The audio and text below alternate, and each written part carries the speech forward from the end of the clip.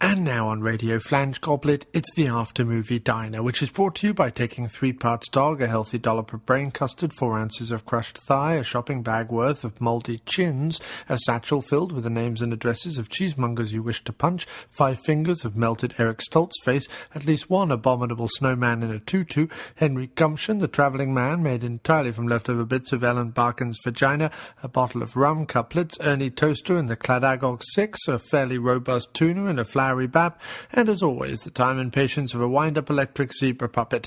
Enjoy!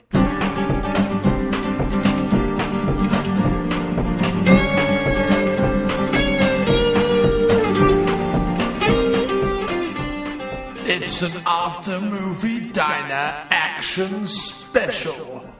Hello and welcome to yet another episode of the After Movie Diner. We really are burning up the streets this evening with tonight's episode. I'm Brian O'Connor, and with me in the studio we have... Vin Diesel. Dominic Toretto himself. That's true. Tonight we're going to be looking at, count them, all 5 of the Fast and Furious franchise thus far, understanding that there is a 6th one in the cinema as we speak. On both sides of the Atlantic at this point, which is fantastic. One of the reasons why we're doing the show. And tonight I'm wearing a rather fetching mauve off-the-shoulder number. What are you wearing tonight, Dominic? I'm wearing just a vest. Nice. No pants? No. Good, excellent. And so we're going to kind of just give an overview, really. We're not going to necessarily go... plot by plot by plot by plot, but just give a rough overview of the franchise, dip in and out of the films, the characters, the actors, the directors, the things, the cars, the chases, the excitement, the thrills, the buttocks, the thongs, the moistened, pert breasts. We're going to be covering all of them, but specifically the moistened, pert breasts, which is why I've asked Dr.Action himself, Dominic Toretto, to be on the show this evening. And how have you been, sir, since last you graced the vinyl booths of the After Movie Diner? Very well, thank you. How are you this evening? I'm splendid. I'm, as my dad used to say, right side up as a billiard ball. Very nice. David Essex said the same thing about me. Yes, David Essex said the same thing about you and the leather waistcoat you were wearing in honour of him. Oh, yes. Do you also, when you wear the leather waistcoat, sans shirt, do you also go with the neckerchief and the kind of gypsy hair? Yes. When it's cold, when it's warm, I will stick on a fake wig, chest wig hair thing. Nice. And put a nice medallion or juju round my neck and let the women preen at me. Good. Well, that paints everyone a picture. Everyone listening at home, that paints a picture of you in a rather, I think, intriguing, favourable, maybe somewhat sexually mysterious light. And I think that's what we need for a show of this calibre. There's nothing sexually mysterious about my flares. And he's just talking about his nostrils, ladies and gentlemen. So we are, before we go into the series, though, we have had some comments on both Facebook and Twitter that we're just going to dive right into right now.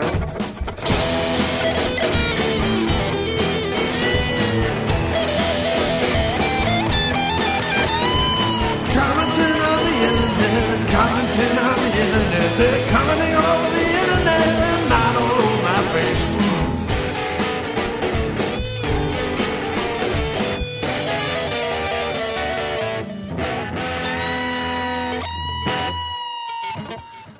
Good friend of the show and good friend of both Doc and myself, Andrew Buckley, he says, I love the franchise. It's perfect summer blockbuster, shut-off-your-brain fun. It got a little crappy around the 3rd one, but they picked it up for the last 2. Boy, did they ever. Any comments on that one, sir? I would go exactly with what he's saying. I'd say it dipped more on the 2nd one. Yeah. And sort of started to slightly show promise with number 3. In some ways, yeah.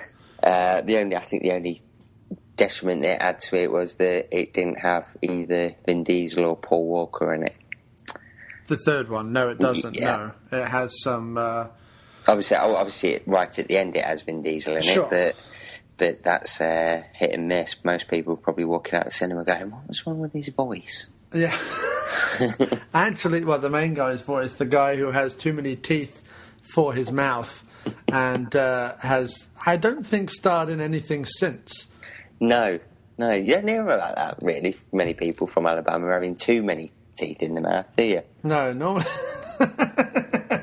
normally they have less teeth. Oh, no, he has done a couple. He's in Get Low, and he's in Promised Land, and he's in 42, which came out recently, which is obviously the baseball movie all about Jackie Robinson. So he's in that.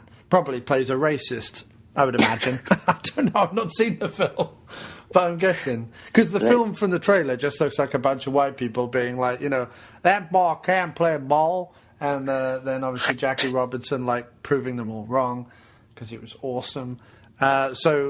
Yeah, he probably plays one of the racists, and why not? If you're from Alabama, that's probably where you get typecast, I'm afraid. But you're an actor. Yes. Work. Yeah, true. I'm not trying to say anything disparaging about Alabama. I'm just saying that if it's a period piece and it's about an African-American baseball player, I'm just guessing. I'm hazarding a guess, as they say. So, but yeah, he has done some work, but it's he's not lighting up the silver screen. Let's just put it that way. We didn't see him in Les Miserables, did we? No, we did. We didn't see him in Les Miserables or what else has come up? We didn't see him in Lincoln. We didn't see him polishing James Spader's instruments. Yeah, he's probably under the table. Do you like that, Mr. Spader? The way that I'm rubbing your penis? And he's like, no, you've got too many teeth, boy. And that is a problem for James Spader. It is. He likes them gummy, if ever he does. So, yeah, no, I agree, Buckers, with your assessment of the franchise. I have to side with the doc. I have to say that maybe the second one for me is the one that dips the most. I think that the third one, apart from Mr. Toothy, Alabama, in the lead, apart from him, I think the third one in direction and with the character of Han and the location, I think begins to crawl out of the mire that the franchise kind of momentarily stepped in, and sets it up nicely for Part 4. And in fact, without Part 3, you wouldn't have got a Part 4. It was Vin Diesel's appearance at the end of 3 that encouraged, because of the audience reaction to it, that encouraged both Vin Diesel and the producers to come back for Part 4, and of course the director. So, but then Mike Murphy will be leaving a voicemail, he told me, so we'll play that now. We won't be able to comment on it, but we can play that now. Hello, listeners of the podcast from the After Movie Diner. This is Mike Murphy of the B-Movie Bargain Bin and Badasses, Boobs, and Bodycounts podcast. Hey, I haven't seen all the Fast and Furious films, but I do have an interest in the women inside of the films. I know John is recording this because he likes muscly, greasy men, and you get mostly those in this film, but there are some cuties in this film. Michelle Rodriguez, super hot. Wish she had bigger boobs, but I like the fact that she's Hispanic. Jordana Brewster actually needs boobs. She's okay, but yeah, she could use a set of boobs. I think mine are bigger than hers. Elsa Pataky, again, haven't seen all the films, haven't seen the latest film. I know you guys are talking about it. She looks hot. She's got boob potential. My favorite, Eva Mendes, super hot, spank material, no doubt about it. Last but not least, Gina Carano, a 10. Serious spank material going on here. Anyway, hope you enjoy the show. Hope there are other voicemails, because if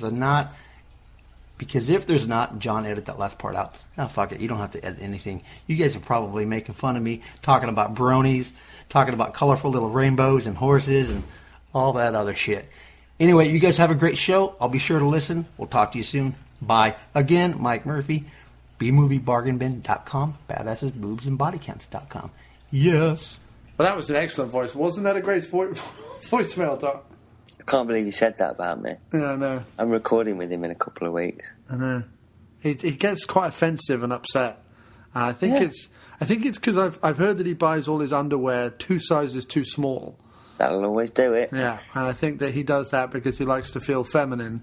But really, it causes this pent-up kind of anger. And then when you add the bronyism to it, and the arousal he gets from looking at plastic ponies that are brightly coloured, I think that you combine the anger and frustration and the pain that's caused by the constrictive underwear with the unusual lusting after children's toys as a grown man with a beard, and you put those two together and you get this kind of frustrated ball of aggressive misery that is Mike Murphy, my co-host in the B-Movie Bargain Bin. Listen to it every month, first of every month. Yeah, do listen. It's fantastic. Yeah, got the 5th episode coming up in June. It'll drop probably a week and a bit from when you are listening to this very show now. So yeah, listen to the B-Movie Bargain Bin and ignore the fact that Mike is a little bit fucked up. Yeah. Fucking, he's just a brony. Don't worry. Don't worry about it. Don't worry about it. I every month I enter the cage with a brony, and together, bravely, fearlessly, I do a podcast with him, and then I step away for another month because it takes, I have to hose myself down and wash yourself down. Yeah, nice. Scrub the undercarriage like a violently enraged Jason Biggs. I don't know why I said Jason Biggs there. Philip O'Neill. He says the Fast and the Furious franchise, meh. And for anyone who wants to know, that is the sound one makes when you're kind of indifferent about something and it's spelt MEH. Meh. Yeah. Mike Murphy likes mares because it's a female horse. Yeah, he doesn't like. Yeah, he doesn't like female horses. No, he doesn't. No, he likes ponies of the male variety. Yeah. But only if they're plastic and bright pink. With a green tail. Yeah. Whatever My Little Pony has the unicorn horn, he likes that one. Why? We don't know. Why? We don't know. But no, so sorry about that. Philip O'Neill says the Fast and Furious franchise, meh, it needs Jason Statham, which is funny that he says that because obviously the news, which I think everyone knows now, and I'm not spoiling anything. It's been around for months. Yeah, is that Statham not only crops up at the end of the 6th one, which I can't confirm because I haven't seen it, but the doc probably will confirm. He crops up at the end of the 6th one, setting him up to be, I would imagine, the main bad guy of number 7. Mm-hmm. But as we always know about the bad guys in the Fast and Furious franchise, there's always a little bit of are they, aren't they, will they side with our heroes, won't they kind of thing. Certainly as you get into the later ones. Although I imagine as he's avenging, I don't know quite, but I think he's an avenger of something. Maybe a death. I don't know. I've not seen the 6th one, but maybe he's avenging something. He is an avenger. Yeah. The Earth's mightiest hero. Yeah, he is. I think that maybe it won't be as ambiguous as, say, someone like The Rock in Part 5, or indeed Paul Walker's character, which flip-flops either side of the law like a landed fish on the plate of a much larger man. Yes. Yes. So that's Philip's thing. Let's whip on over to Twitter, where we have... Dun, dun, dun. Quantum Paradox, our friend Foghorn 023. And he says, how much better would every movie be if the Stath were in them? I'll let you handle this one, Doc. That goes without saying. Just earlier we were saying about Les Miserables. That film would be a lot better if Jason Statham was in it. Yeah. Even something like The Intouchables from France would be better if Jason Statham was wheeling around a paraplegic around Tesco saying, "Do you want some tin tuna?" Yeah. You know, that would just be a much better film. Shall I get some fucking cauliflower? Do you want fucking beans on toast tonight or what, you cunt? What kind of cheese, hurry up? Yeah, fucking cheddar. or fucking Emmental, that's your choices. Let's go and get a DVD to watch tonight. Do you want to watch Crank or The Transporter? It's like, I would rather watch Les Miserables. We're watching either The Transporter or Crank. Get through your fucking head, son. They're your choices.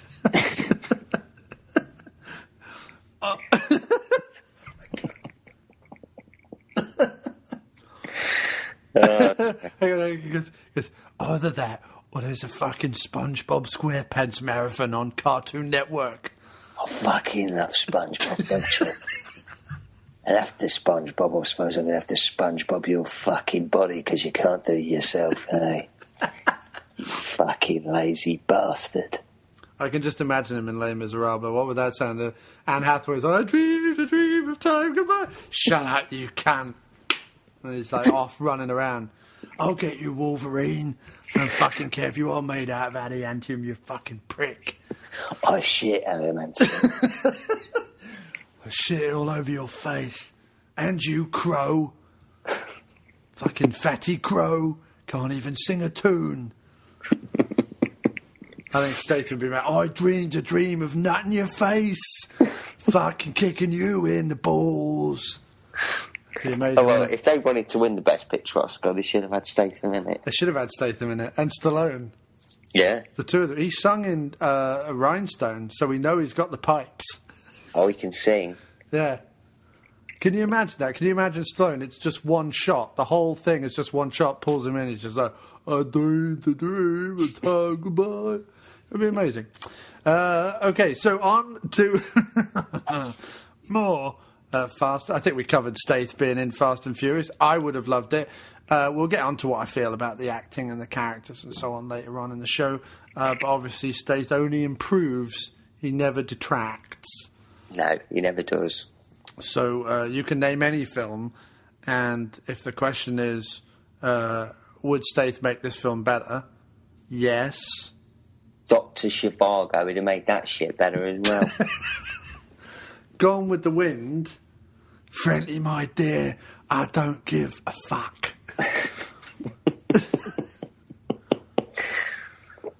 Yeah. Clark Gable's like, I think that's my line. Shut up, Clark. Shut up, cunt, Cable. Yeah. There's just this violent love scene that ends the movie. He's like, you'll never Are we still keeping it 4 hours? Yeah. 90 minutes. People don't like sitting around watching it. The whole reason why the city or the town burns, sets on fire in the end is because of some big violent love scene that he has surrounded by candles. Her dress accidentally catches on fire and that burns the whole town down. She's like, I'll never be poor and hungry again. I know you won't, darling, because I'm here feeding you. I'm putting you on the game.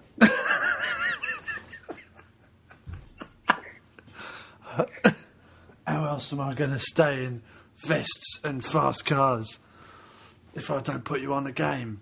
Yeah, it's got to be done. It's got to be done. Oh, it would have been better, in the days of Hollywood, the great days, if it had been, we're off to see the wizard, the wonderful Wizard of Stath. That would have been amazing. Yeah, he steps out from behind the curtain at the end of the movie. Listen, stop your fucking whining. If you don't have a heart, how have you made it this far? Everyone knows with a basic knowledge of anatomy that without a heart you'd be fucking dead. The fuck you talk? And without a brain, how are you telling your body to do simple tasks like walking around? Shut the fuck up. Stop your moaning. As for you, Dorothy, bend over. Well, what are you going to do? I'm going to kick you back to fucking Kansas. And your dog, Toto. For anyone else who wants a 7-hour album, Stath does Classic Hollywood. It's now available on iTunes at the reasonable price of $734.99. It does come with a free life-size blow-up replica of me and the Doc in various Statham costumes. It's well worth the money. I bought two. Yeah, it's like an inflatable diorama. It's great. It's great for the kids. You can put, instead of a bouncy castle, you just put up this, and it's me and the Doc, inflatable versions of us acting out various roles that Statham has made famous over the years. The roles that you didn't think he was in. Yeah. So it's Statham as Ben-Hur, Statham as Lawrence of Arabia. I'm Spartacus. Yeah. No. I'm Spartacus. Fuck off, I'm Spartacus. That section of the album goes on for at least 2 straight hours. That took us ages to record. Yeah, just us going back and forth. No, wait a minute. You don't seem to understand, cunt. I am Spartacus. Which is great. But moving on from the state, sadly, we've got some more things. My good friend Philip Rowan, Dr. Philip Rowan, who's been on the show before, he says, not a question, but more of a statement, because, you know, he doesn't understand simple fucking things like questions, so he just wrote some drivel. What's this on Facebook? Or? Yeah, he says, many years back, I think my first date with a rather attractive girl, not an attractive girl, just a rather attractive girl, who I'd then go out with for some time, was a trip to the cinemas to see the cinemas. So they went to more than one. To see the He must have dropped her off at one and gone to another one. To see the very first Fast and Furious on the big screen. That is all. And seriously, I joke and I jest and I always lightly rib my friend Phil. But thanks for letting us know that once you were on a date and you took the girls to the Fast and Furious. What we really want to know is, did she put out afterwards? Was the adrenaline of the movie, did it fuel some sort of mad sexual ardour within this fairly attractive woman? And was she all over you like a rash? That's what we want to know. Did she make you talk like Vin Diesel? Yeah. Did she make you walk around like Paul Walker, being kind of bland and twatty? Was that something that happened? If so, we want to know. So a follow-up, Phil, is please tell us the outcome. In fact, I'm going to write now and see if he comes back. Phil, I'm going to say, what we really want to know is the outcome of said date. Did the adrenaline-fueled car mayhem cause sexual arousal in the female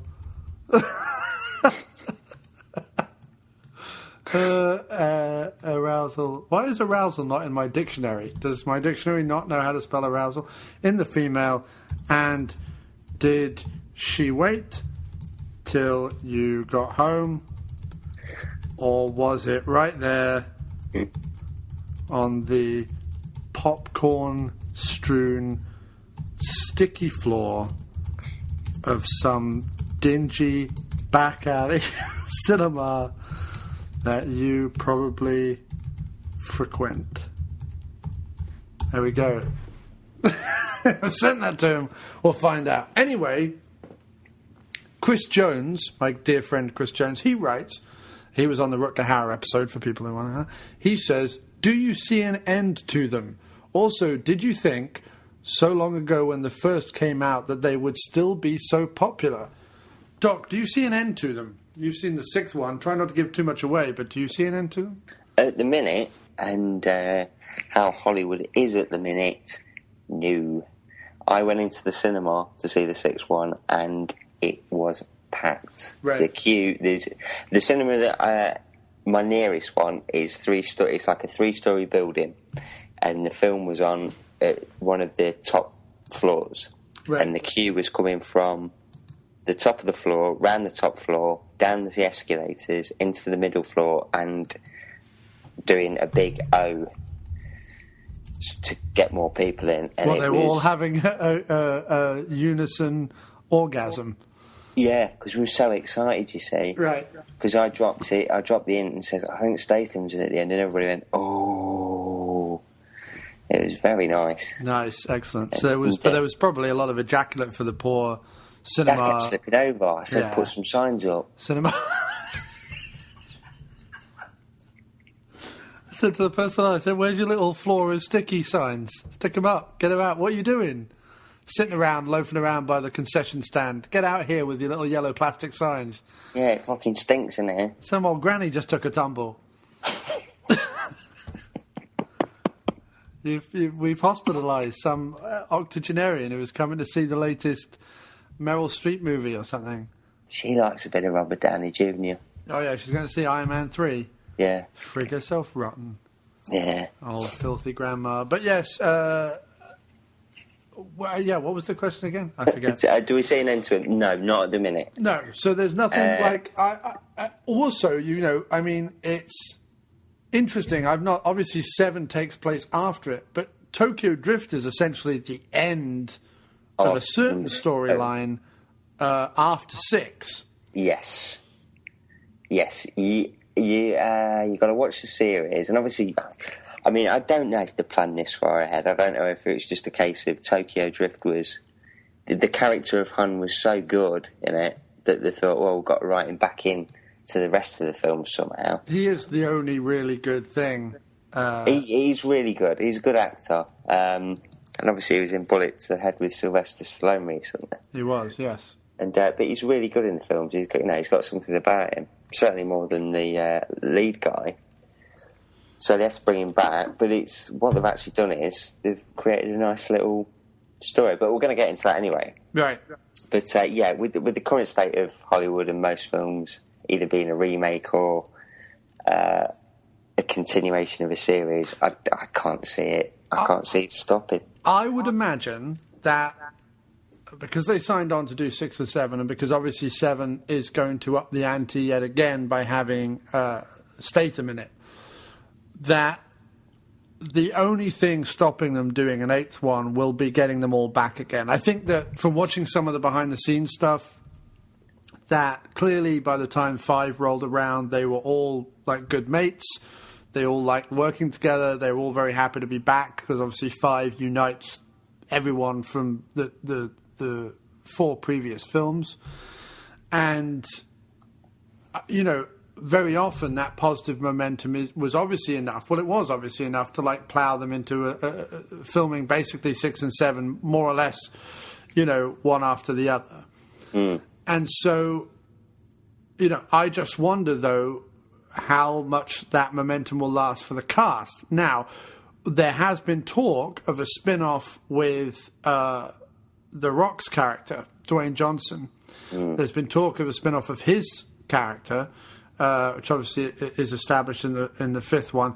And there is probably talk of spin-offs with other characters as well, or prequels or sequels. And, look, this is a franchise that, from the very beginning, told other stories. This whole Vin Diesel, Paul Walker story, is in the 1st one and then comes back in the 4th one. So even if that story ends, if Hollywood wants, if Hollywood still reckons there's money in them, their Fast and Furious Hills, which clearly there is from the opening weekend reception, I don't see it ending. Maybe I see it spinning off, because I don't see Vin Diesel, The Rock, Paul Walker, Statham. I don't see all those people coming back again and again and again, especially with the news that the Transporter series might be resurrected again in 3 new films. And, with Statham already having a packed plate with the Heat remake and Homefront, and obviously you've got Redemption or Hummingbird coming out this year, Expendables 3, with all that going on, I don't see them doing an 8th, 9th, 10th with, that whole cast. But I don't see it stopping with other smaller members of the cast maybe coming out. And, I don't know what happens in 6. Someone might die or something. I don't know. But providing they don't, there's no reason why you couldn't spin off. There's a cast of 10, 9 or 10 people there you could spin off and do. There's plenty of scope for them to do something. And obviously they introduced new characters in 6 with Gina Carano and things like that. So again, I don't know what happens, but there might be avenues there. I don't know. And it sounds like if Statham is playing the brother of some character who appears up in 6, which is just what I've heard, that they're starting a whole new kind of continuity, to some extent. Because 5 definitely has, a positive ending to the Walker Diesel situation, and obviously Tokyo Drift, which then comes after 6, has a final ending for Han's character. They're obviously spinning something off into another. You know, obviously with 6 and 7, they're rebooting it yet again with a whole new storyline kind of thing. So we wait and see. But I don't see it finishing. I don't necessarily want it to if it's going to continue to be this good. Well, that's it. I mean, I think we've been saying. I mean, you've been saying all day since you watched Fast and Furious 5. You know, we both said it's unbelievable that a film series can start off, you know, with Fast and Furious and sort of go, yes, it's not, you know, it's entertaining. Number 2, number 3, yeah, that's a bit better. And then all of a sudden you get to the 5th film, which is usually everybody's just, you know, the lead actors are there for a paycheck. Yeah, look at Die Hard 5. Normally, the 5th in a franchise is Die Hard 5. You know what I mean? It does what it says on the tin, but the actors are not there in spirit. No, it's just, you know, but maybe the star's fading a bit. They need something to give it a kickstart. But Fast and Furious 5 is just, all of a sudden, it's, you know, one of the biggest films of the year. And not only that, it's actually a genuinely great blockbuster. Yeah, I mean, the 5th one, well, we'll get to it, but the 5th one is now, like, in my top 10 of action films.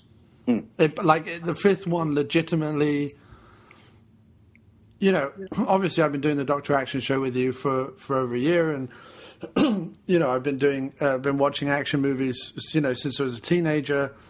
It's rare that my jaw hangs open like a mentally deficient adolescent, and watching the Fast 5, wow. I mean, honestly, my jaw never closed. I was just gobsmacked. You know, I was literally like, wow, fucking hell, this movie doesn't stop. It's fantastic.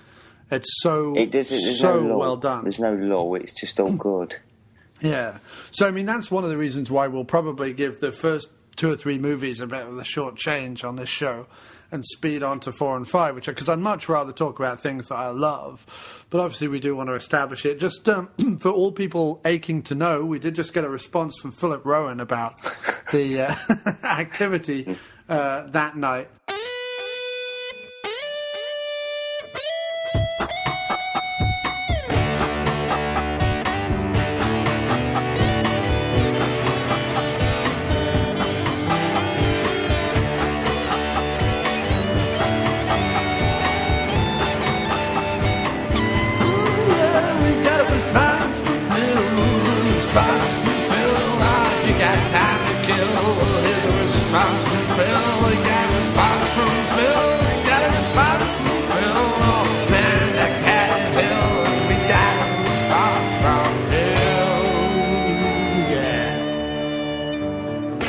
And he says, well, John, let's just say I don't remember much about the movie. So there's your answer, all people who are hanging on the Philip Rowan soap opera of, you know, will they, won't they, was she, wasn't she? So I guess the answer we have is that it was right there on the popcorn-strewn sticky floor of some dingy back alley cinema. So we got our answer live on air. That's fantastic. You can't. That right there is why podcasting and the internet and all of this is just so rich and so vibrant and exciting, because you get this real time response. So. And then Daniel Rowan, Philip's brother on Twitter, says, is Vin Diesel, and then blank ? Now, I said, what, dead? Which he isn't, because he comes back in the 7th one, according to the cast list. Yeah, Vin Diesel will be in the 7th one. He's at the end of Tokyo Drift. Oh, yeah, of course. Yeah, of course. Yeah, he's at the end of Tokyo Drift, so, right. So he says, so maybe he's not asking if he's dead, maybe he's asking if he's gay, or if he's secretly a transvestite, or if he was raised by mollusks. I don't know if he's transvestite or he's gay, but I've heard rumours about the mollusks. Yeah. Is Vin Diesel a man who was raised by mollusks? ? Maybe that's the question. He is Riddick. From the Chronicles of Riddick. He's definitely him. He is definitely him. Yeah.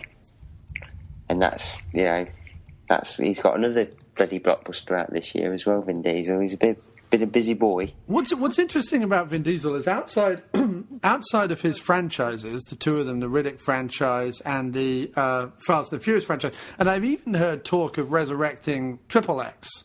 I've heard something else. I definitely know what he's doing next because he was on Jonathan Ross. What was he saying, sir? He has signed on for Kojak. Oh, that's disappointing. Because they've tried to do Kojak. Well, they tried to do Kojak with Ving Rhames on television. Nobody gave a shit. So I don't know why. I mean, what? He's a detective who walks around with lollipops saying, "Who loves you, babe?" I don't understand. Like, they've just resurrected Ironside on TV. He's a detective in a wheelchair. That doesn't... Like, I don't get it. Why is that a thing now? You know? Has he got a black geezer pushing him around? No, he hasn't. No, it's not a remake of The Untouchables, unfortunately. Bollocks. Yeah. They don't go on, like, happy sprees in the park.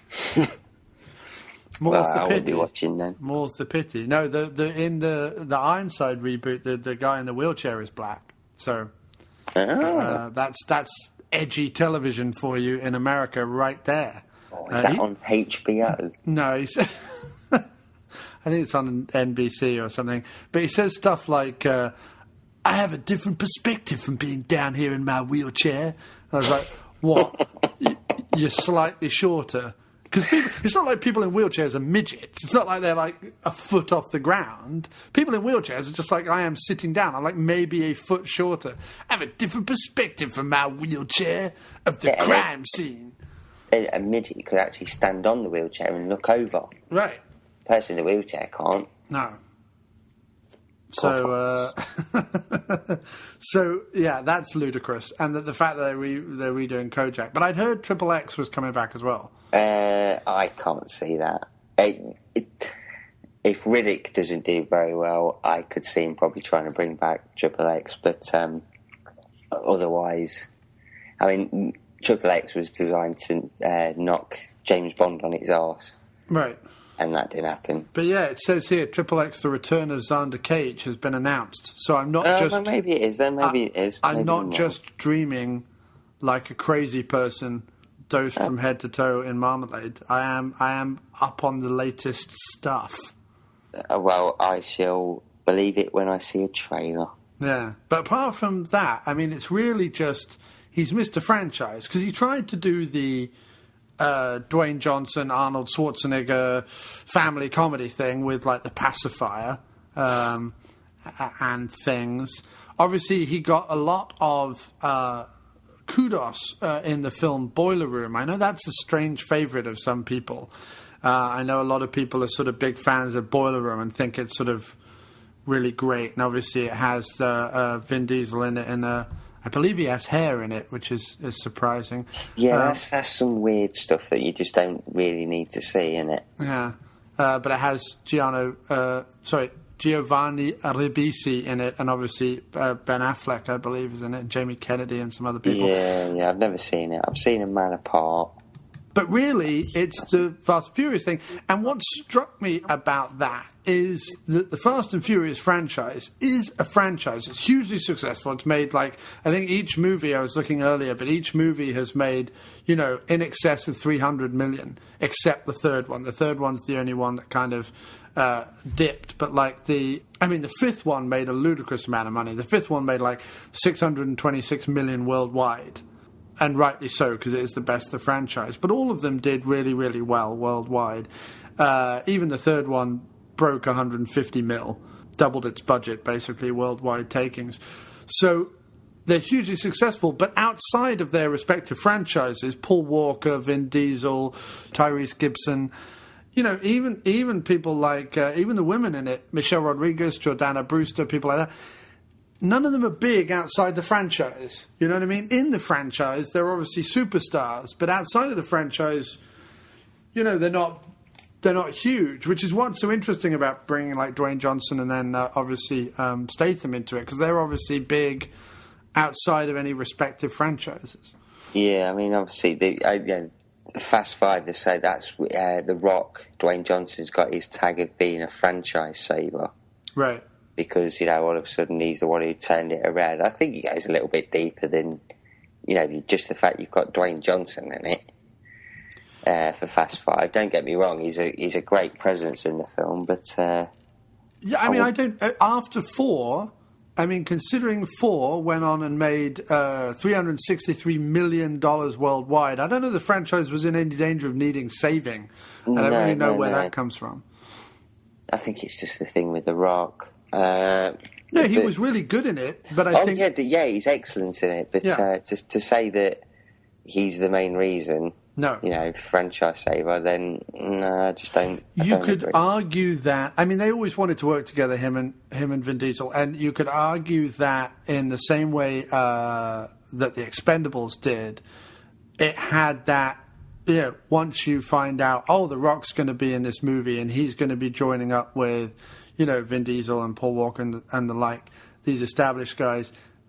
It adds that. And obviously they pay it off with that fantastic fucking fight that the two of them have. Yeah. It has that element of, I've got to see this. Because it's like, it would be like any established action dude showing up in someone else's franchise. It's not because it's The Rock. It would be like, let's say Transporter 4, 5, and 6 do get made. And let's say... let's say Stallone shows up in one of them, or let's say, Bruce Willis shows up in one of them, or whatever, or even a younger action star shows up in one of them. It's the curiosity value of seeing those two big action titans on the screen. It's not so much who it is, it's what it is, I think. Yeah, I'm just looking at because one of my big things with all the actors is... Well, we should get to it, and I can elaborate more. Like you said about the acting, I think they were just wrote different as well from the third film. Certainly, Paul Walker's character was right, because at the end of number 2, I was just ready to fucking kill him. Yeah, but well, he is Keanu Reeves too, isn't he? Yeah, he just sounds like a dope.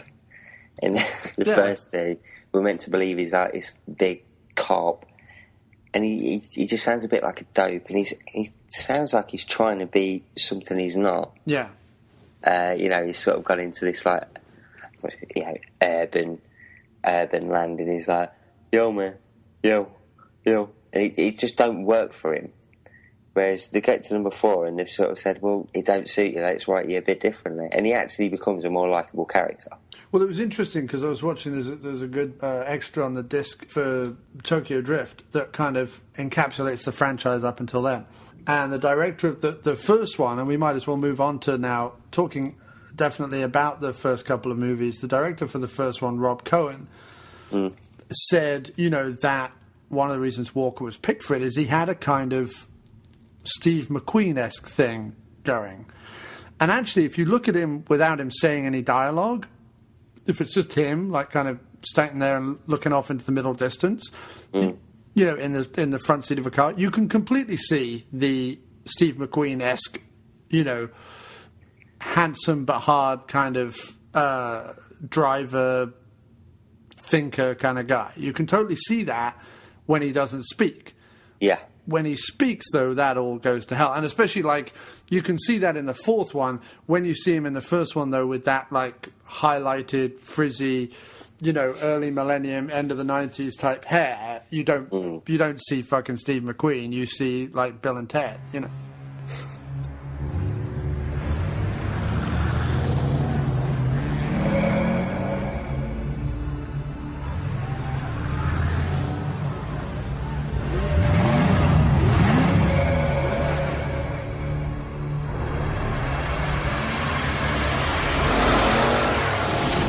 Go for a little ride.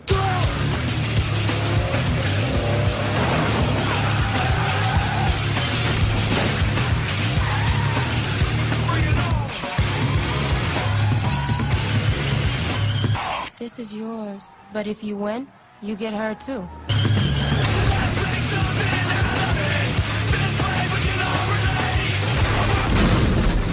What's the hell was that all about? A business deal that went sour. Plus, I made the mistake of sleeping with his sister.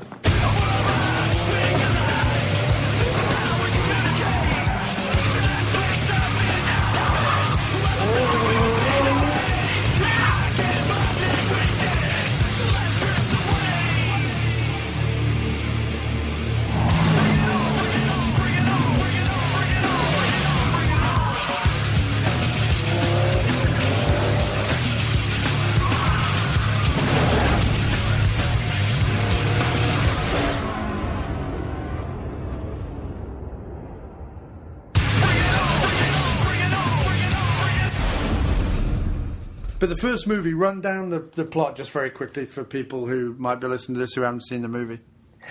Basically, it's... In which case we've spoilt it. Basically, it's a remake of Point Break with cars. Paul Walker's undercover, trying to find a gang of petrol heads, as they call them, who were knocking over large containment lorries of DVD players, one of the main things, and electrical equipment, and he's trying to find out who's doing it. He thinks it's a bunch of triads, but it turns out it's not. It's the main man who he's got close to while investigating the crimes. He's Vin Diesel. Not only got close to, but got so close, he's not just inside the circle, he's inside the sister. So that's what's really good about the film.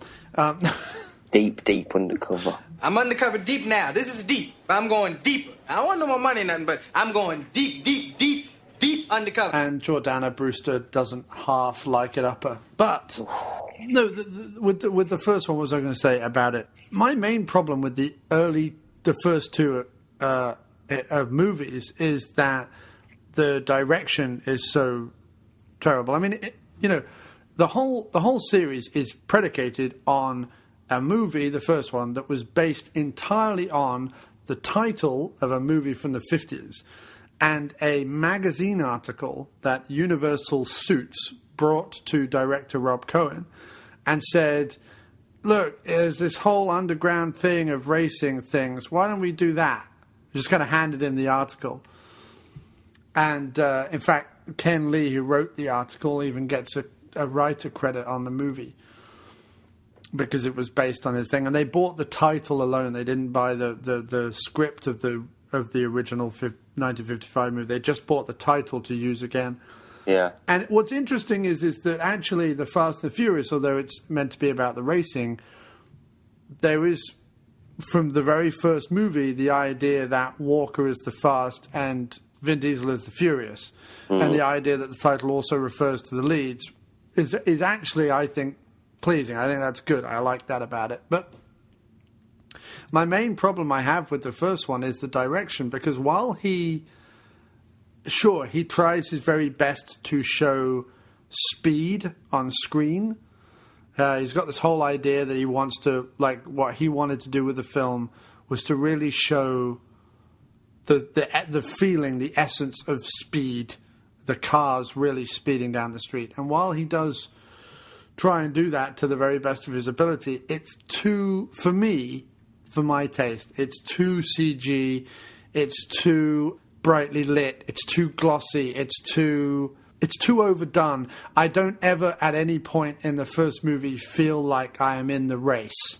No. Everything about the way it's shot, from the shaky cam to the quick cuts, to the obvious CG background when they're in the car, the back projection when they're in the car, to the music, to everything.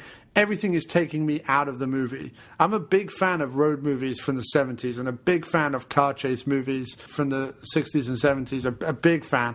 And I was kind of looking for that kind of grit and adrenaline and thrill and excitement and, I want him to win kind of vibe that you get from those movies. And I just wasn't getting it from this first film. And I think that it has, obviously, a fairly generic plot.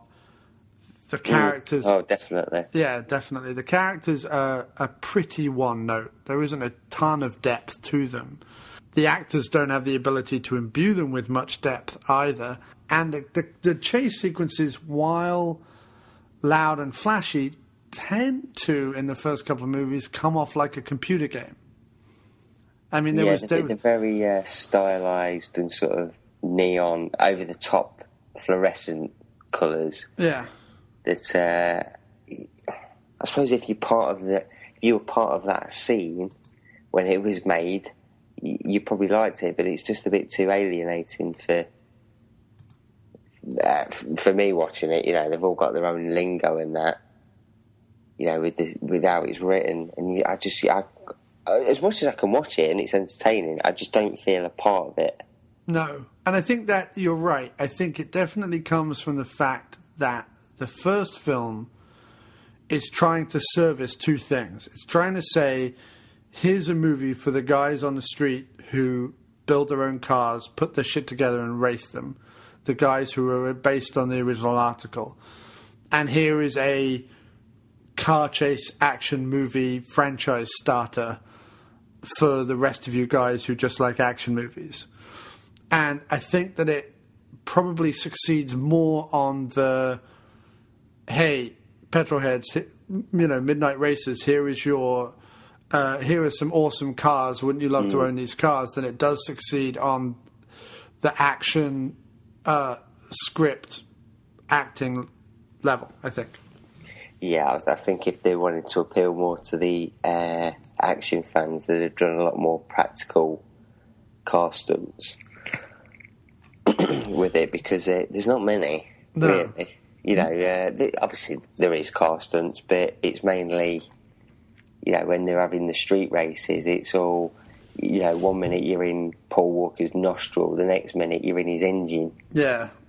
There's too much of that. I think there's too much of that. It's one of the reasons I hated fucking Panic Room by Fincher, was that it was early computer-generated camera movements. And he does a bit of it in Fight Club where it comes out of the garbage can or whatever. But in Panic Room, he was going like up the coil of a phone and then through the coffee pot and all around. And they utilized that kind of slightly computer gamey CGI effect actually throughout the movies to kind of watch the engine go in, or, you know, going into the stereo, or going into the car through the window and then pulling out and whipping around and blah, blah, blah, blah, blah. And, you know, my taste is just towards the realism. My taste is towards, you know, show me metal cars twisted and smashed. Don't show me some CGI car that I don't feel is sort of, you know what I mean? Yeah, I mean, when they're actually doing, like, you know, car chases, not car racing, when they're doing car chases or like the robbery using the cars, it looks fantastic. Yeah, it does. Yeah, it really does. You know, it looks really good, but it's kind of, they know at those pits that it's for action junkies like us. Yeah, the ending in particular, where they're trying to take over that truck and the guy gets wrapped up in the wire on the edge of the truck and is hanging off the big rig and all that. That's great. Yeah, that's fantastic. That's the sort of stuff we want. But like I say, for the people who it's also based for, the petrol heads, the people who love to build their own cars, all of a sudden it gets really PlayStation-y. You know, like they're playing Midnight Racer or something. Yeah. But you know, it was made for, considering what happens in the movie, it was made for the relatively low amount of 38mm. And, you know, you do feel like every single dollar's on the screen.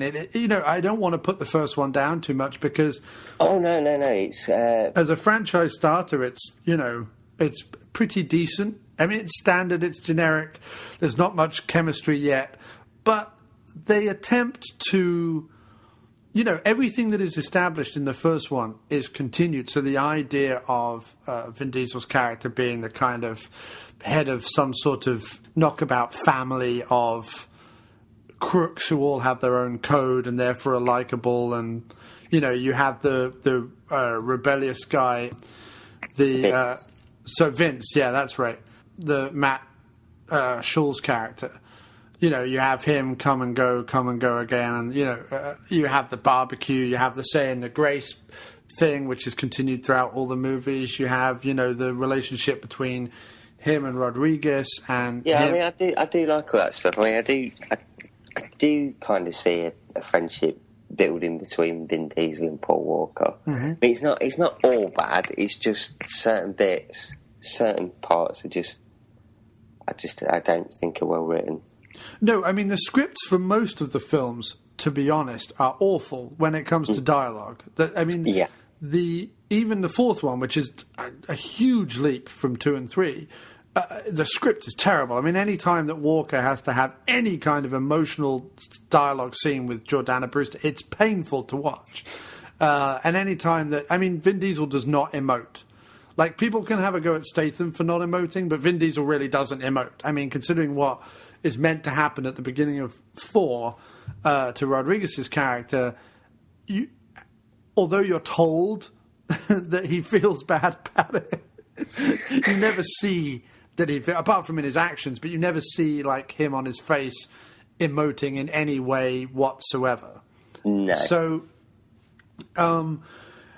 my feeling towards the characters are that having sat through the 5 in fairly quick succession,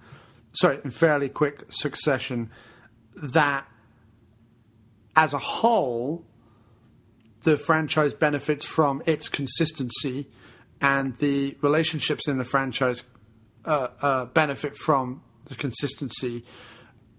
However, taken as individual films, there isn't much of a character, and there isn't much dialogue, and the scripts tend to spend more time contriving a way to get them to have to race to get a car to do this heist thing than it does really focus on any kind of characters or anything like that, even like cursory moments.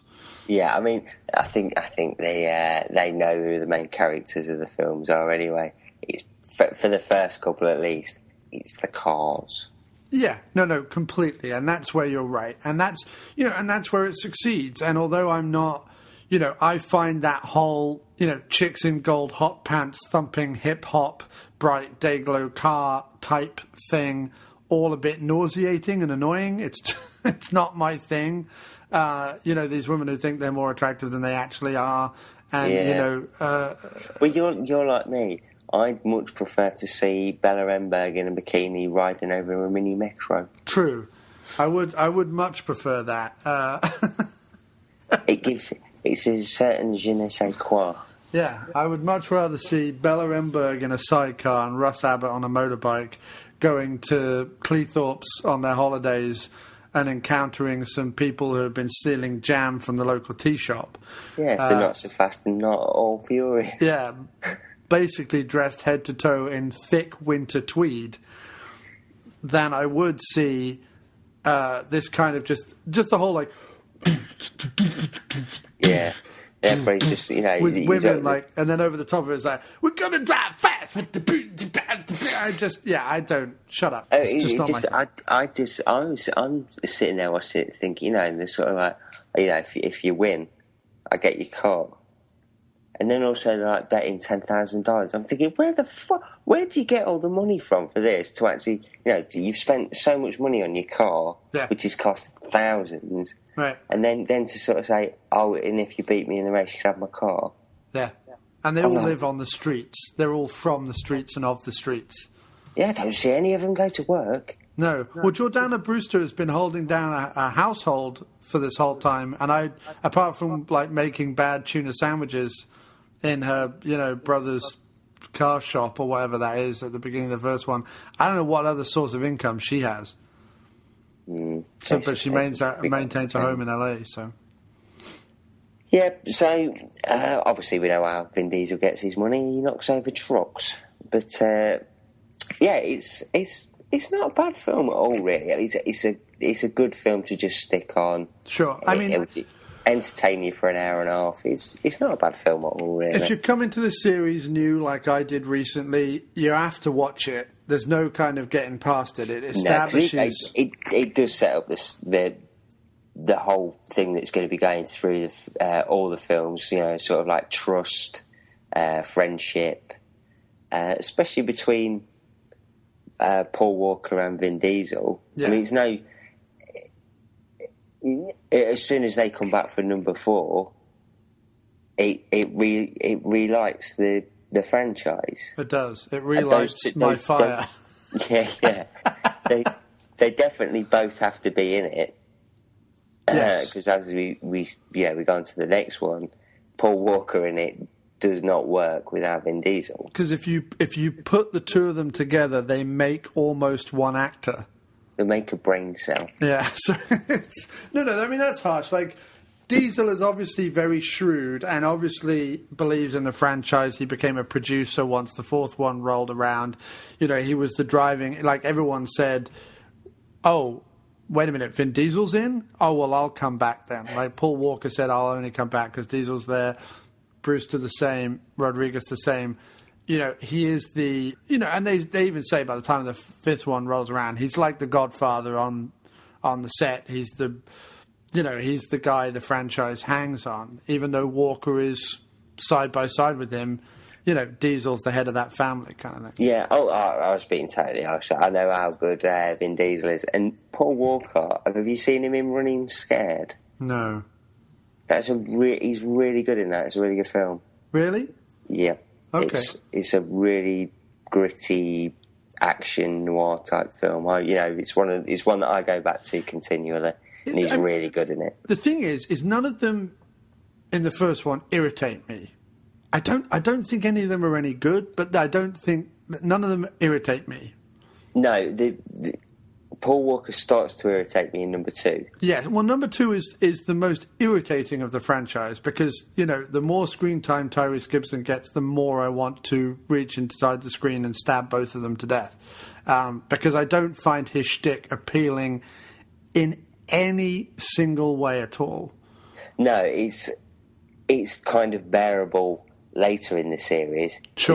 He's not a main character. Right. I mean, the more the series becomes Ocean 11s with cars, it's fine because, you know, not everyone in Ocean 11 is bearable. A lot of them are annoying, but it's made bearable by the fact they only get 5 minutes of screen time.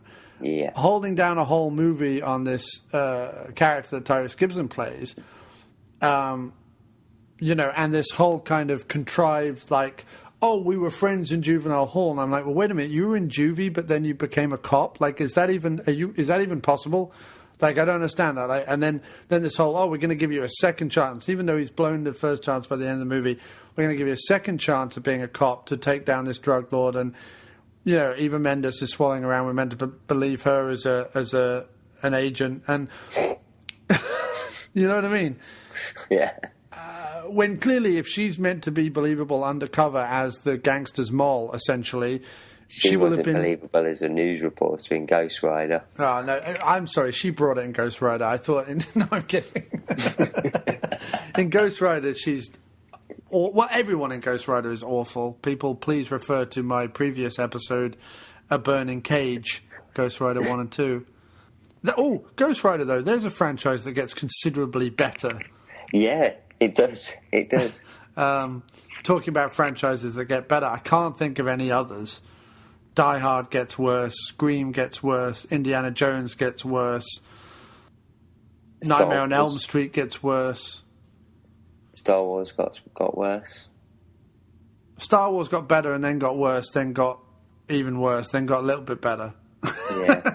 Yeah, it looks a bit like, if you look at a bar chart of it looks a bit like the Loch Ness Monster. Yeah, exactly. But no, this is the only one where it dips a little in the second one, and then from the third one onwards, consistently better and better and better and better and better. As for the second one, which we can kind of gloss over the quickest, because I really don't like the second one.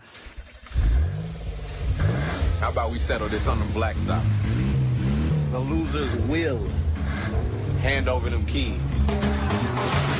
On the streets of Miami, there are a few who break the rules. Fire 'em up! But there are two. You ready for this? Who make their own.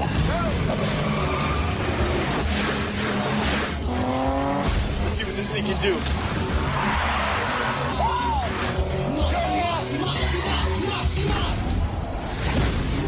This summer, I have something I want you to carry from North Beach to the Keys. just outside the law, You're like the only family I have. You and me, it's like the old days. just beyond the limits, What is his deal? I got a problem with authority. is just the place they want to be.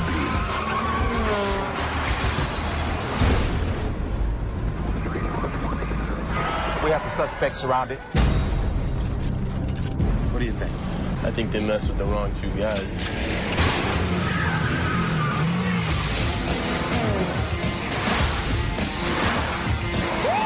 Once you finish the run, they're gonna kill you. Guns, murderers, and crooked cops. I was made for this.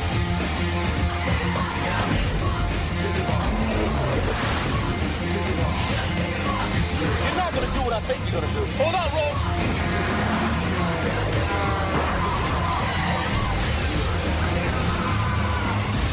Too fast, too furious.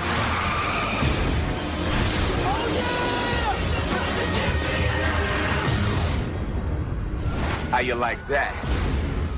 To me, I think it's fascinating and downright crazy that on Rotten Tomatoes, which is possibly the worst website, I'm going to go on record to say Rotten Tomatoes is one of the worst websites to have ever existed because they are consistently wrong with everything. And if you ever want to see, and IMDb ratings are the same thing, if you ever want to prove categorically that individuals are intelligent and people en masse or in groups are stupid, look at the fact that Part 4 of the Fast and Furious franchise gets 27% on Rotten Tomatoes, whereas Too Fast, Too Furious gets 36%, and The Fast and the Furious gets 52%. Even Fast and Furious Tokyo Drift gets 35%. So they're saying that the fourth part is the worst in the franchise, when it's the second best. It's, what can you say? Yeah. People are stupid. Yeah, people are stupid. That's just my pet peeve with online ratings. Don't believe them, don't like them, don't want them. But Too Fast, Too Furious, basically, Walker is going to get arrested for his activities at the end of the first one. They cut him a deal. The big dude from the big black guy from the FBI shows up again at the beginning of the second one, right? To run the scam the second time. Yeah. He's from the first one, so he's a reoccurring character along with Walker. And basically it's set down in Miami. And this was another weird one where watching the making of, because it's directed by the guy John Singleton, who obviously is famous for Boys in the Hood, and but clearly since Boys in the Hood, his career has not been as stellar because he did the Shaft remake and he did Four Brothers, neither of which I don't think are very good. Oh, and he did Abduction with your favourite actor, Taylor Lautner. Oh, yes. Because you're a bit of a twihard, aren't you? I love it. So yeah, John Singleton, and this, I have to say, is a terribly directed film. It's an appallingly directed film. I remember when this was released and they said John Singleton was the director of it, and I thought, wow, they got John Singleton for it. Because obviously, like you say, he was sort of riding high from, he was still well known from Boys in the Hood. Yeah. And I was thinking, that's quite an interesting choice, that is. Yeah. But, yeah. Yeah, it's the worst directed of the series. It might not be the worst film for everyone, but it's the worst directed. It really, I hate to say it, but because it is Singleton, and obviously he had a bit of a run there with Boys in the Hood, Poetic Justice, Higher Learning, those kind of movies. But yeah, and what was staggering was watching the making of to see that their big thing on set was, we have to do this for real, which is laughable considering how almost every single action sequence in this movie looks CG. Yeah. It's taken the worst bits from the Fast and the Furious, and what I personally think are the worst bits, or what we were saying about the CGI for the petrol heads, right. And that they've seemed to incorporate that into everything. Yeah, I mean, it's everything that was wrong with the first one turned up to 11, and then some. And without the quote-unquote charisma of the Diesel Walker double act, you've now, not only is it a sequel where you're like, oh, okay, so Walker's there, fine, but then you're thrust into this whole, new world. You've got to buy the Tyrese Gibson character just straight off the boat. You've got to buy their, relationship and everything. which makes no sense. You know, I thought Ludacris was really good in it. I like him a lot, and I'm glad they brought him back in later ones. I enjoy it. Yeah, he was a highlight from it. Yeah. Definitely he was a highlight in it. He's very likeable. Yeah, good comic relief. I like, again, Tom Barry coming back, playing Agent Bilkins. I thought he was fun. I liked him in the first one. In fact, I liked all the kind of agents and that whole bit that was going on in the first one. I didn't actually mind Carl Hauser as the bad guy. I thought he was kind of like an evil bastard. Well, Hauser's always good. You can't really go wrong with Hauser as a bad guy. I mean, Hauser's always good to just kind of stick in there, you know. And he's cropped up in A Good Day to Die Hard, and Olympus Has Fallen recently. So, he's still at it. And interesting to see, actually, he crops up in the video game for Chronicles of Riddick. So although he's in the one movie that Diesel is not in, he's probably worked with him on the voice work for those movies. But no, I like him. He's fine. And I don't really have a huge problem with Eva Mendes, although obviously she's unbelievable in the role. But she's doing fine. She's much better than she is in Ghost Rider. My main problem is the lack of chemistry between Tyrese and Paul Walker, and the look of the film, the direction of the film. It really grates with me. You know, that they may have filmed it for real on the streets, but whoever then got the film and added all the, you know, the whooshes and the swipes and the Dayglow neon, you know, bright colours, shine, whatever, in post-production, made it all look like CG. Yeah. I mean, none more so than the thing where they jumped the rising bridge and one car jumps over the other one. I mean, it's spectacularly poorly done. Yeah. It's just, I mean, don't get me wrong, it's not the worst film you'll ever see. And to pass an hour or so to go by, you'll do far worse. But it's like the bits where Paul Walker and Tyrese Gibson are just standing there, and every 5 minutes they just have to be fucking slapping hands with each other, going, "I've got you back, bro." It needs to have more of a, you know, it's not by any means a cinematic highlight, but even like an Owen Wilson, Eddie Murphy type thing, it needs to have something, you know what I mean? Or an Eddie Murphy, Judge Reinhold, or whatever it is. It needs to have some sort of chemistry to the leads that just aren't there. And, you know, what ends up happening with the Diesel and the Walker character is that their chemistry comes from how serious they're both being. Yeah. Because they end up being very dramatic and serious and po-faced, and everything is incredibly important, and family is what matter. Whereas this is meant to be like a light-hearted buddy comedy type race movie. If they'd have got somewhere in the middle of this and the Fast and the Furious, they'd have probably it probably would be more highly thought of. If you got two likeable leads who are playing off each other, it could, it's still not going to be a classic, but it'd probably be more looked on favourably. Right.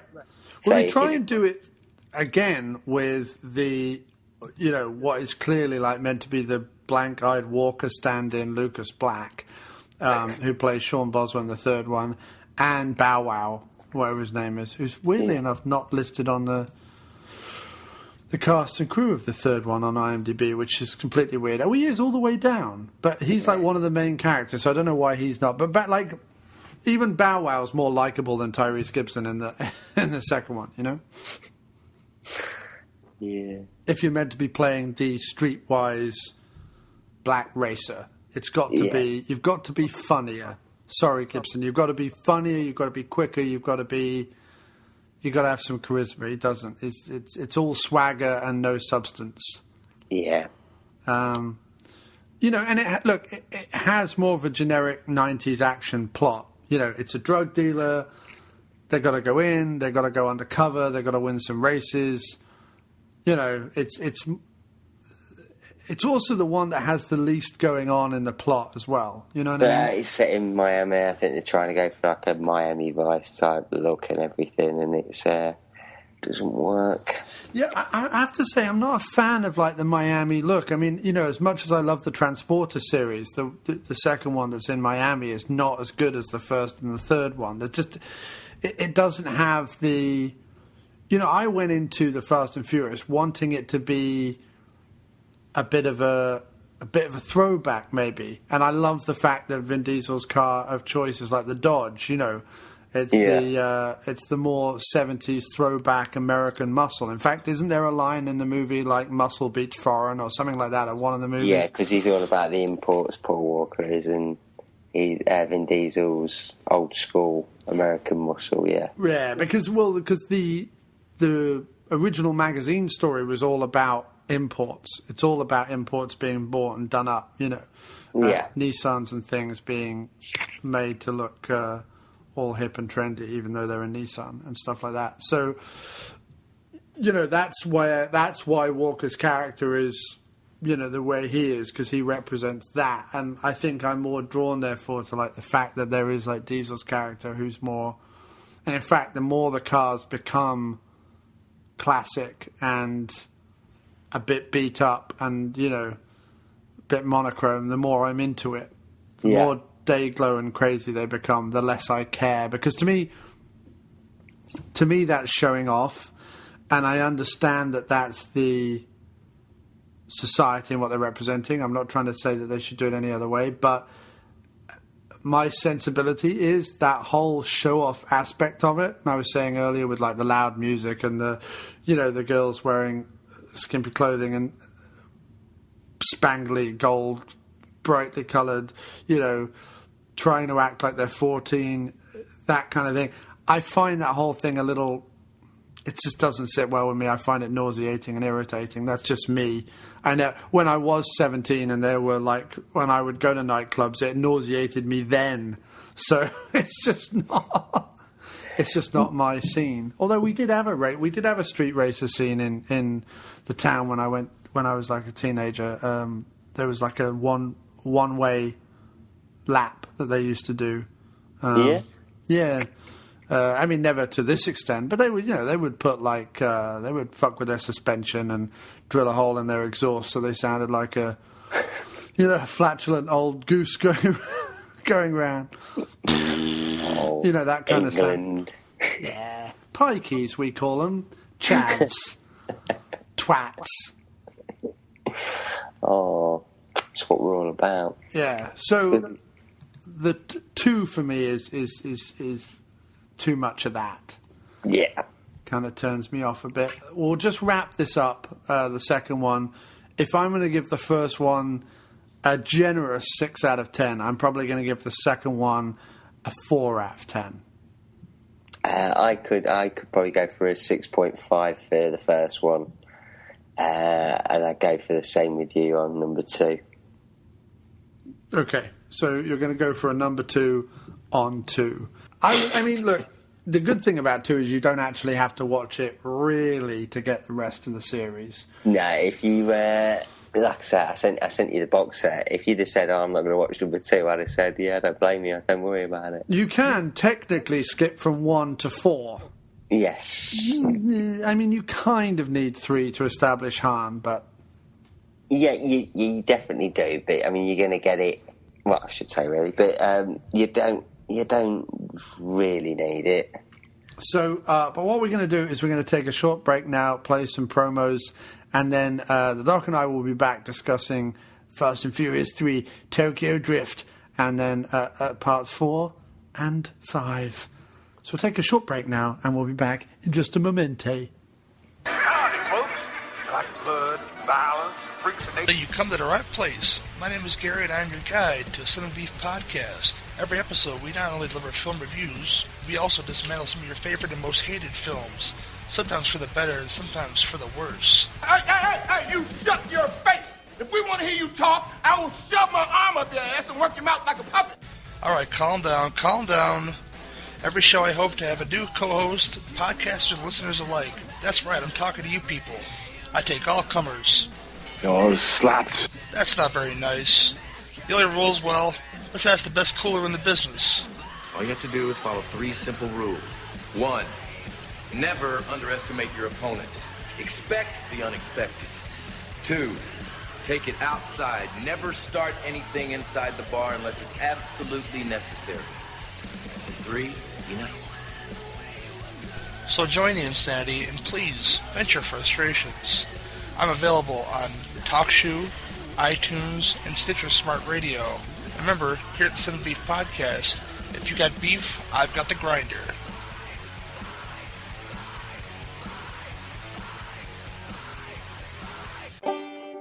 I know you. I'm watching you right now. Not really. Or maybe I am. However, I guess you're sat there late at night, probably not wearing much and scratching yourself, scouring some podcast-providing service, desperate to find the one glimmer of hope in a sea of blabbermouth halflings expounding their opinions to nobody. You like B-movies, but which B-movie podcast do you pick? Well, look no further. Bypass the rows and rows of other shiny shows and delve instead into the beautiful and brilliant B-movie bargain bin. You know how you know it's good? No, it's not just the beards the hosts have, although that's a definite plus. It's the films, it's the fun, it's the fact that by listening to the show, you can also get a discount at cheesyflix.com. That's right, a full, fantastic, knowledgeable B-movie podcast and actual bargains on B-movies. That's once a month at bmoviebargainbin.com. 2 men, 2 beards, 2 films, 1 show, the B-Movie Bargain Bin. We can't and won't be bettered. Come on down today to bmoviebargainbin.com, just off Route 49 next to the store with all the stuffed sheepheads in the window. With doggy.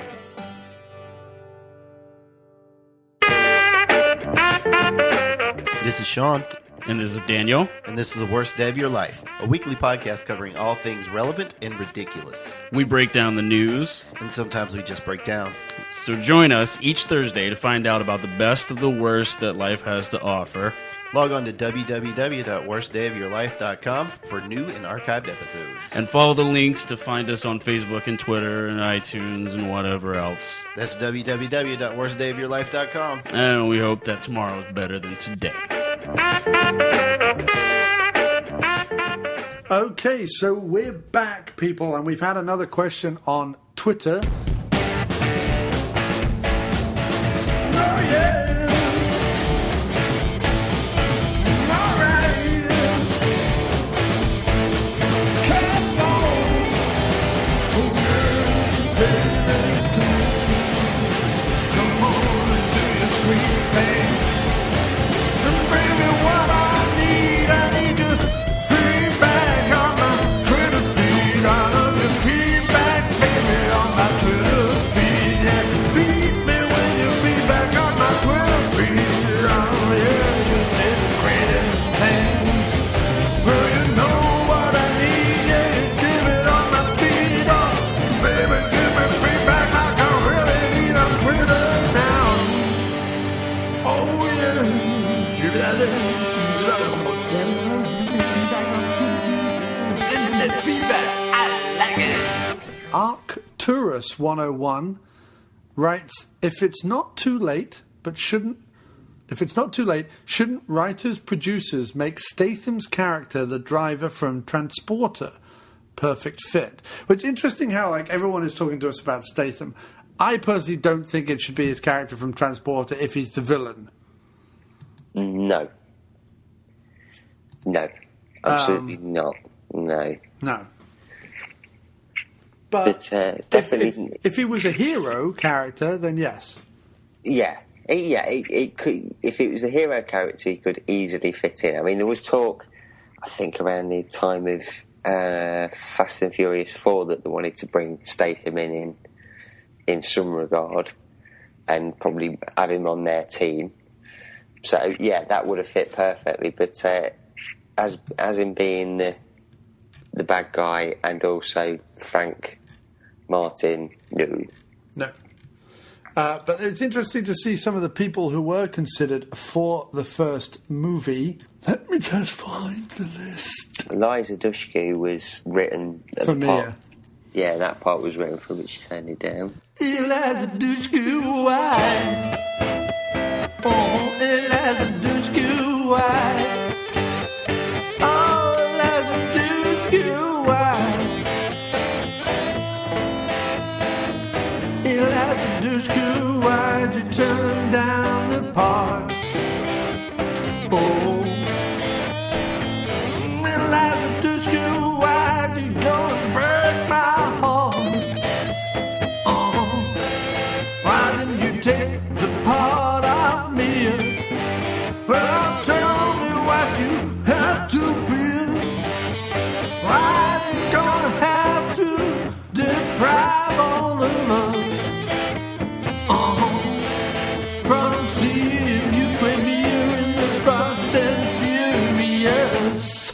what I couldn't believe was that Natalie Portman, Sarah Michelle Gellar, Kirsten Dunst, Bijou Phillips and Jessica Biel all auditioned for the role of Mia, which means that Jordana Brewster beat them in the audition, which I find hard to believe. I believe Rob Cohen described her as having an unknowable beauty, by which I presumed he was just being nice and trying to call her ugly. I don't know.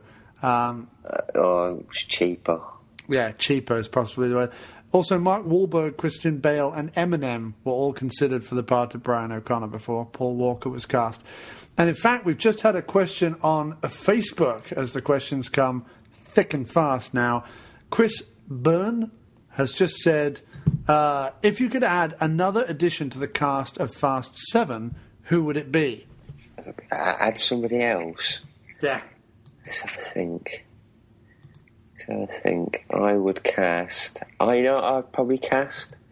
I would cast as there's no question that who the bad guy's going to be anyway. We know who it's going to be. I'd probably bring in Scott Adkins as one of Statham's mates.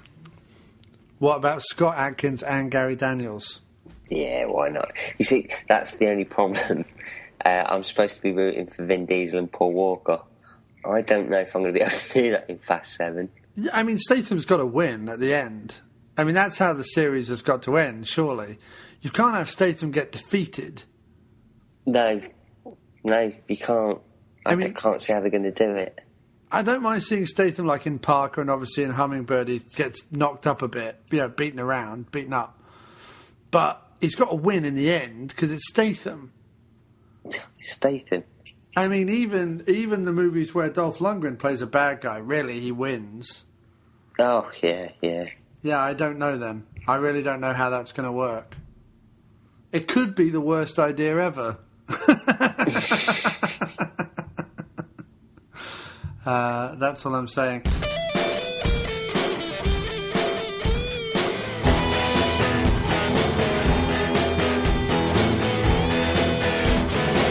Statham's got to win. Statham wins. Statham got to win. Yes, Statham wins. Well, you can beat him up, break his ribs, leave him for dead. But you better listen to the words I just said. Oh, yeah. Man, Statham wins. But in the end, he wins. In the end, he wins. Oh, yeah, he's got to win in the end. I just can't take it any other way. Statham's got to win. Oh, I just won't believe if in the end he loses. I don't care how many bruises you give him. Statham's gonna come out on top and always win. He's gotta win. He's gotta win. Oh, yeah, Statham's gotta win. But who would we like to see cast? Well, obviously some of our British lads, Darren Shahlavi. Yeah, Darren Shahlavi. And you were saying earlier, obviously, about Paul Walker and some of the other movies he's done. We obviously heard from Mr. Shahlavi recently that they're remaking District B13 in Canada with Walker in it. What's it going to be called? Concrete something? Or Brick Mansions. Brick Mansions, that's it. So, and obviously Part 4 starts with a very District B13 kind of chase. It's not quite parkour, is it, at the beginning of 4? Or even the rooftop chase in Rio in 5. Not quite parkour, because it's not that fluid. No. But you can certainly see where they're going with it. You know what I mean? Yeah. Are we talking about Tokyo Drift first? We are going to talk about Tokyo. No, I was just answering the guy's question. Oh, no. Is it? and telling people about... shut up, you! No, kidding. Fucking cunt overtaking my movie show. I'll talk how I like. Shut up. Oh, shit. It's After Movie Diner. I thought it was Dr.Action. Sorry. Carry on. No, fuck Get off. me a milkshake. That's fine. I don't know who I'd like to have in it. I'd like to have... Well, we've already said Bella Ramberg and Russ Abbott. Pam Grier is a police sergeant coming in to get him. Yeah. Now you're talking. With Bella Ramberg. As her sidekick. Yes, please. Who would I have come into it? I would have... She's lost a bit of weight. Who's Bellerenberg? Yeah. Not a lot. Yeah, but even if she's lost a few pounds, you're not going to notice it. Yeah. Yeah, I'm gonna go for like a young action actor. I'd also like to. I mean, I'd quite like to see Steve Austin in it. Yeah, I mean, if you want to fulfil your quota of bald action men, really, you need to have Austin in it. You do. Telly Savalas is no longer around with us. So what you're saying is, we're going to have The Rock, Vin Diesel, Statham, Steve Austin, and Bellerenberg. Yeah. And they all gangbang off. Well, she gangbangs all of them. Yeah, I don't think they're going to get much choice. As big a bloke The Rock is, yeah, a naked Bellerenberg would take him down in a shot. Yeah, I think so. Emberg, she can walk through walls with nary a scratch. Yeah. So I've seen it, and Russ Abbott's bald now. So yeah, get him in there. Yeah, who else is bald? Ben Kingsley. Yeah, would you have Russ Abbott as himself or as CU Jimmy? CU Jimmy. Okay. Because there's no Scots in there anyway, is there? No. Well, Sean Connery's bald. Could have Sean Connery show up. Yeah, get him in there. Who else? Patrick Stewart.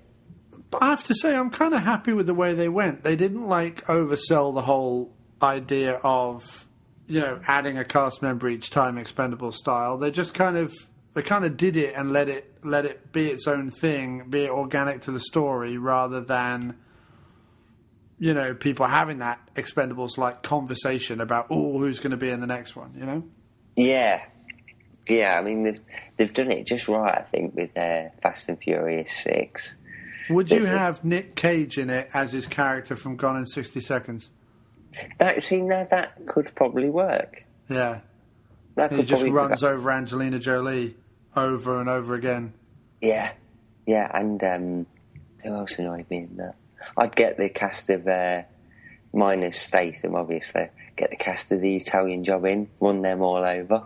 Yeah, for remaking the movie. Michael Caine could play his part from the original Italian Job. Yeah, he could set him up with a job. Yeah.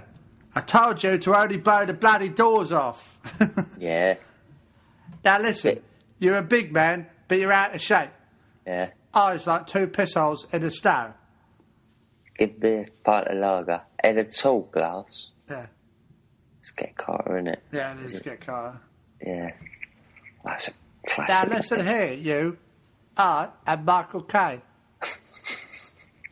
I was in Jaws 4. That is the best movie I've ever made. I was also in Bullseye, directed by Michael Winner, where I played not one Michael Caine, but two Michael Caines. With my good friend Roger Moore.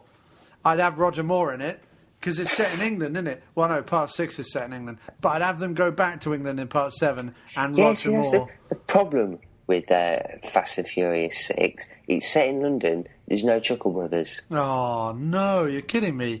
You mean at no point do the Chuckle Brothers walk past in the background with an engine compartment going, to me, to you, to me? Yeah, it'd have been perfect. Vin Diesel would have been there going, ooh, we're working on the cars. They're going, you're right, Barry. You're right, Paul. With the Chuckle Brothers. They're going to be sorting out your car. Aye. Oh, fucking, that'd have been brilliant, that would. Yeah, they come back and the car falls apart like a clown car. They've filled up the engine full of cream pies. Yeah, Jimmy Cricket. Timmy Mallet shows up. He's fucking the exhaust to the car with his big hammer. So Top English Totty, Carol Vorderman. Oh yeah, have Carol Vorderman and fucking Fern Britton. Hello, I'm Richard. I'm Judy. Oh, Fern Britton and Carol Vorderman scissoring in the background. Oh, can we stop recording now? Yeah. Helen Mirren and Judi Dench. I'd put Dench in it. Dench in it. Yeah, I'd stick Judi Dench in it. Yeah, I'd stick it in Judi Dench. Oh, Judi Dench and Bella Renberg. Scissoring. Oh, hang on. Here's a question from Paul Bianco about Part 6, which I have to ask you, sir. Do you think the portrayal of English people being either snobs, dumb, or useless in Fast 6 embarrassing? No. And is it, as a secondary question, is that going to wind me up? No, it shouldn't. I know what he means. I know the bit that he means, but no, it's a stereotype about some of the English anyway. So I mean, they can't be much dumber or more useless than Paul Walker, surely. No, not at all. No, okay. Not at all. But I know which bit he means, and yeah, I mean, I was kind of sitting there going, "Oh, they're using this stereotype, are they?" But it's not offensive. It's not offensive. No, it's not offensive. Okay, good. So, as long as there's a scene where they drive along and decapitate Hugh Grant. Yeah, the tie Piers Morgan to one end of the car, the other end to another end of the car, and they just rip him in half. I wrote a tweet earlier. We live in a world where Piers Morgan has more Twitter followers than the Sly Stallone. I'm sorry, but that's simply not right. Effing shitballs. Hashtag effing shitballs. I'd like to think that he's read that and sort of gone, shall I just retire? Yeah. Yes, please. I think he should retire. But he's such a smug, pleased with himself, self-aggrandizing, flabby-faced buffoon fuck that he probably goes, oh, yeah, no, I'm more popular than Sly Stallone. And he probably has a wank and catches it in his mouth. And then, I don't know, he goes back to being anally rendered by some sort of mad Vietnamese man that he keeps in his cupboard. Anyway, let's go on to... oh, no, we've got more. What's going on now? Oh, no, you just retweeted. Okay, let's move on to Tokyo Drift, shall we? Because not that I'm not enjoying this show. The tangents particularly are hilarious. But, no, I'm genuinely serious. I love shows like this. I was so hoping it would be like this, and it has been. I'm keeping all the tangents in and removing any film criticism from the show.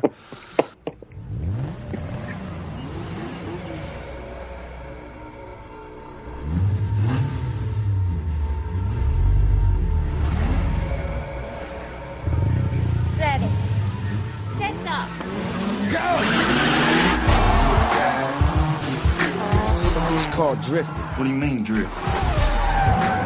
The cars are lighter. Tires are slick. When you drift, if you ain't out of control, you ain't in control. Still need a dictionary? On the other side of the world, on the wrong side of the law, a new style of racing rules the Tokyo underground. How you guys get away with this? And all the best drivers want in. Where's the test? Let's see what the kids got. Then let's race. But when you live on the edge, anything can happen. You came to the wrong place. Now, in a place where life moves this fast, There's a lot of money. Hey, you're moving up in the world. You gotta elevate your company. the bigger the risk, the greater the rush. Stay away from them. All my life, people have told me I don't fit in. Maybe I've just been in the wrong place.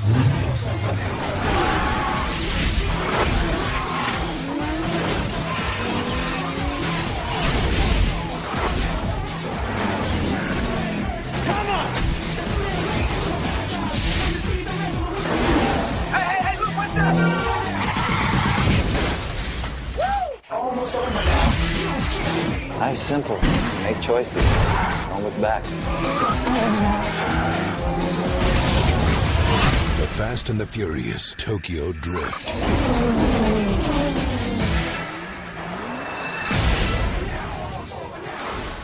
But give us a quick rundown. You did the first one, I did the second one. Give us a rundown of Tokyo Drift, sir. Tokyo Drift is a young lad. I can't remember his name. But The character he plays is Sean Boswell. Yeah. He is a bit of a loose cannon at school. He's in college at school. Writes his car off. So he has to go and live with his dad in Tokyo, where he has no friends. But he makes friends with Bow Wow, Yeah. Fuck's sake. Twinkie. Character name. This is true. His real name is Bow Wow. His character name, Twinkie. Yep. Yeah. And he gets led into the world of drift racing. Yeah, he pays no mind to the fact that his dad says, you know what, this is your absolute final and last chance. Don't drive, be home at 6, blah, blah, blah, blah, blah. Don't do anything. Seriously, if you do those things, it is your last and final, absolute last final time. Yeah. So the very first day he's at school, he does everything he's not meant to do and with no repercussions whatsoever at all. No, it don't really pay out, does it? In fact, at the end of the movie, his dad helps him out. Yeah. He's like, oh, it's fine you've been abroad with the fucking triads, the mafia of fucking Asia. It's fine, absolutely fine that you owe them money and they want to kill you, and that's normal. So that happens to every fucking army brat who comes to... Yeah, it's just one of those things. We learn to deal with it. Anyway, he likes a girl. That's what, it's always about a girl, and he gets caught up trying to impress her. But Han, it becomes like his mentor and teaches him all the ways of drift racing, even gives him a car, lures him into his sort of little gang. That's about it, really. I mean, the best things about this is it establishes the series director who would take over successfully and continue the franchise, Justin Lin. And he is such a... I mean, although there is the fair share, obviously it's Japan, so there's neon everywhere, and like everyone's got the latest cars, and they have their own like little fucking group of people who think it's really awesome to like put the biggest bass speakers in their car that's possible and all the rest of it. Although it's got all that, it's got a director finally that knows how to shoot this stuff without it looking really shit and CG. I think it's a perfect setting as well. I really do like the setting of Tokyo. Yeah, I really liked it. I liked that they were doing something different with the cars. It wasn't racing, it was drifting. I liked that there was a whole kind of, Han teaches this backwater Alabama kid to do the drifting. It's kind of got like a Karate Kid feel to it. It's, it's got good direction. The guy who plays Han is awesome. He's really good. He's like Brad Pitt in Ocean's 11. He's always eating something. Yeah, Sung Kang, which is a inside joke because later on in one of the movies they say to him about, you clearly were a smoker.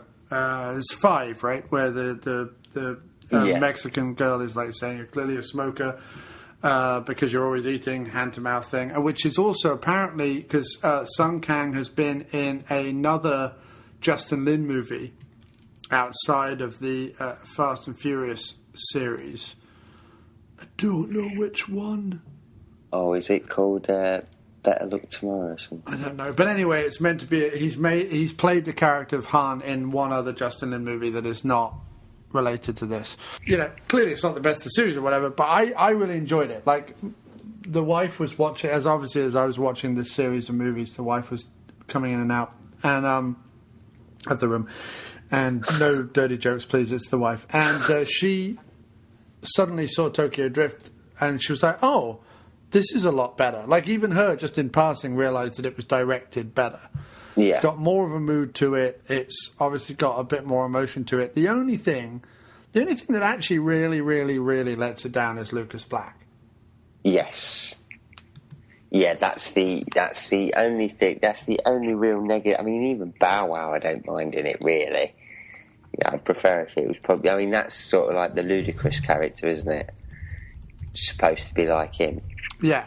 The guy who can get anything, and he's a bit of a wheeler dealer type. But it's it's Lucas Black who's just a bit. I don't know. There's nothing relatable about him. That's the only really negative thing I can say about it. Because everything else is just, it's quite enjoyable, really. Yeah, everything else about the movie is really enjoyable. I mean, the women are pretty atrocious. You get a great Sonny Chiba cameo, which is fantastic.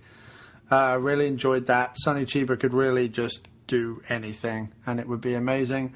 The bad guy's not too bad either. you get some great car chases. You obviously get the death of Han, which is obviously horrible and miserable. I don't know if when writing this or after this was made and sort of looked at it and thought, he was our best character in it and we'd really like to bring him back for the next ones. Yeah. Whether it stemmed from there where they thought, well, we'll have to make the next films beforehand.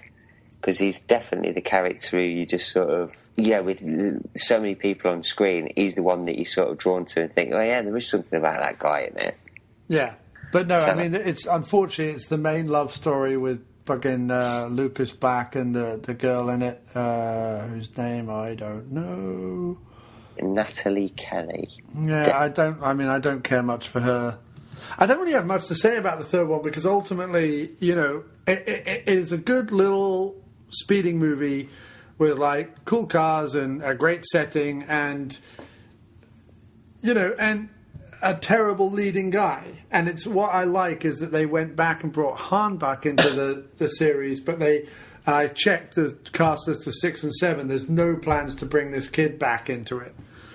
So, yeah, that doesn't surprise me. But I don't know. At the end of it, when Vin Diesel's there and he says, I knew Han, you're sort of thinking, oh shit, does that mean he's coming back into the 7th one now? Yeah, that's why I was worried about. But early reports on IMDb is that no.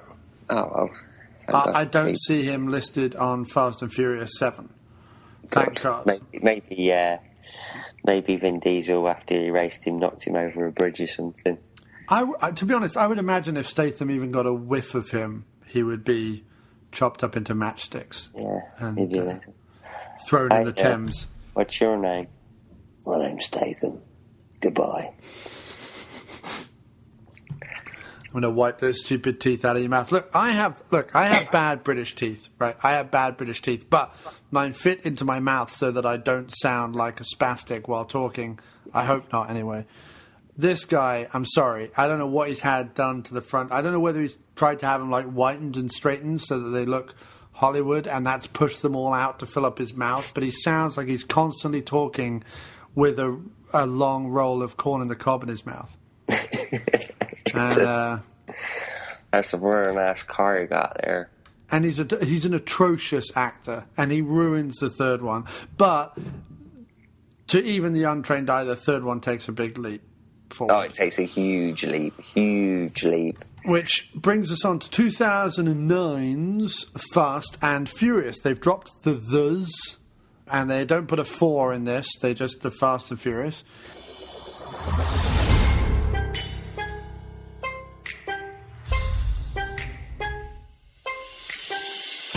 You here to take me in, O'Connor? Oh, no. She's my friend, too.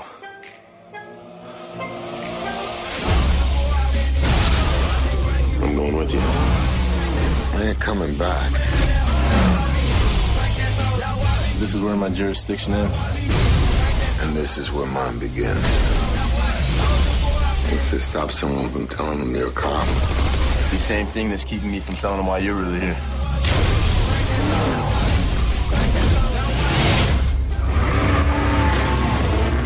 A lot has changed. You're right.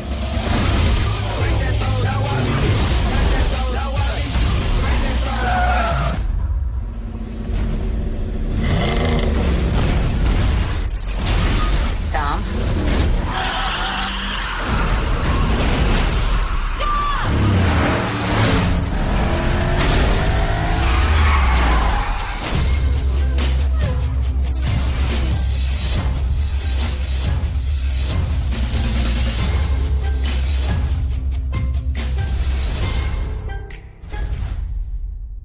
And it's now we meet Brian O'Connor, who's Paul Walker's character, is now working for the FBI in LA.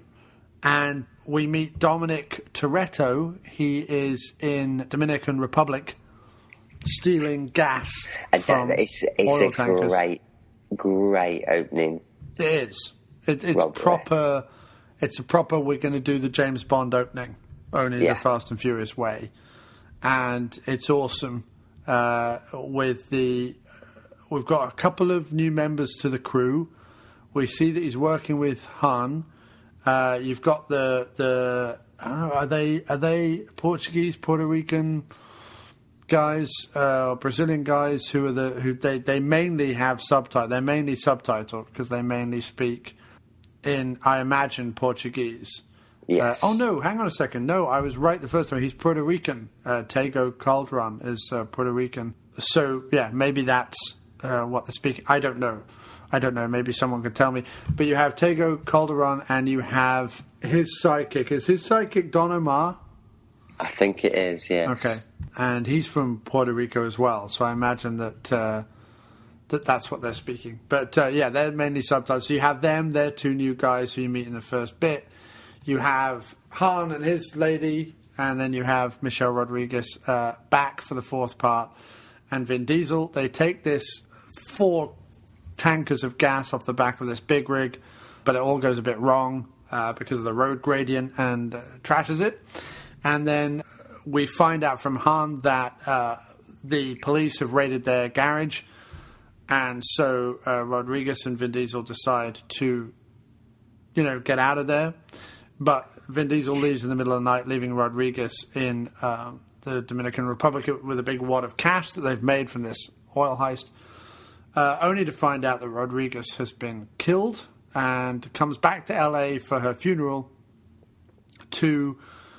and this is where the fourth one, I think, has the most interesting plot. Because he comes back to take down the bad guy that Rodriguez had got involved in and the reason why she got killed, who are these guys who are running heroin from Mexico to the States using this series of tunnels under the wall. And meanwhile, Paul Walker's character is an FBI dude who's trying to infiltrate yet another driving gang who are involved in this heroin trafficking as well, because this guy, this big head honcho, keeps hiring these drivers to help him with the transporting of the heroin and the money and all the rest of it. And so what we get is this nice thing of Walker being on the side of good and Vin Diesel being on the side of revenge, but the two of them essentially out for the same thing, and throughout the course of the movie joining forces to bring down this guy. And that's where I think the strength of the series really starts to show, is the idea of the ambiguity between good guys and bad guys, and the friendship and the dealing with what happened at the end of the first one between Walker and Vin Diesel. That's what I get out of the fourth one that I really, really, really like. It's still not as strong as the fifth one. It's still not as... It's building, though. It's building, definitely. It's a building block. Yeah, I mean, they're both fighting for different things. Paul Walker's law and order, Vin Diesel's purely revenge, but they both want to find out what happened to the member of their family, Michelle Rodriguez's character. So it's, yeah, you're right. It's coming from different angles, but it's not really about car racing this time. They've started getting a really good plot into it now. Yeah, I mean it's a genuinely good plot, a genuinely interesting plot. I don't know that it is milked or mined for all it's worth. I think it could have been written better. But I think the strength of the plot and the strength of the performances at this point by Paul Walker and Vin Diesel, who, while again there isn't much of character there, they are inhabiting them to the very best of their abilities. They are a welcome return to the franchise after the, slight rocky 2 and 3 films. We get add-on characters like Gal Gadot playing the Giselle character, who Han will end up with. And, she's all right. She's meant to be sassy. She's meant to be possibly a tie for Vin Diesel's affections. But ultimately, she's like a gangster's mole, doesn't really go anywhere kind of character.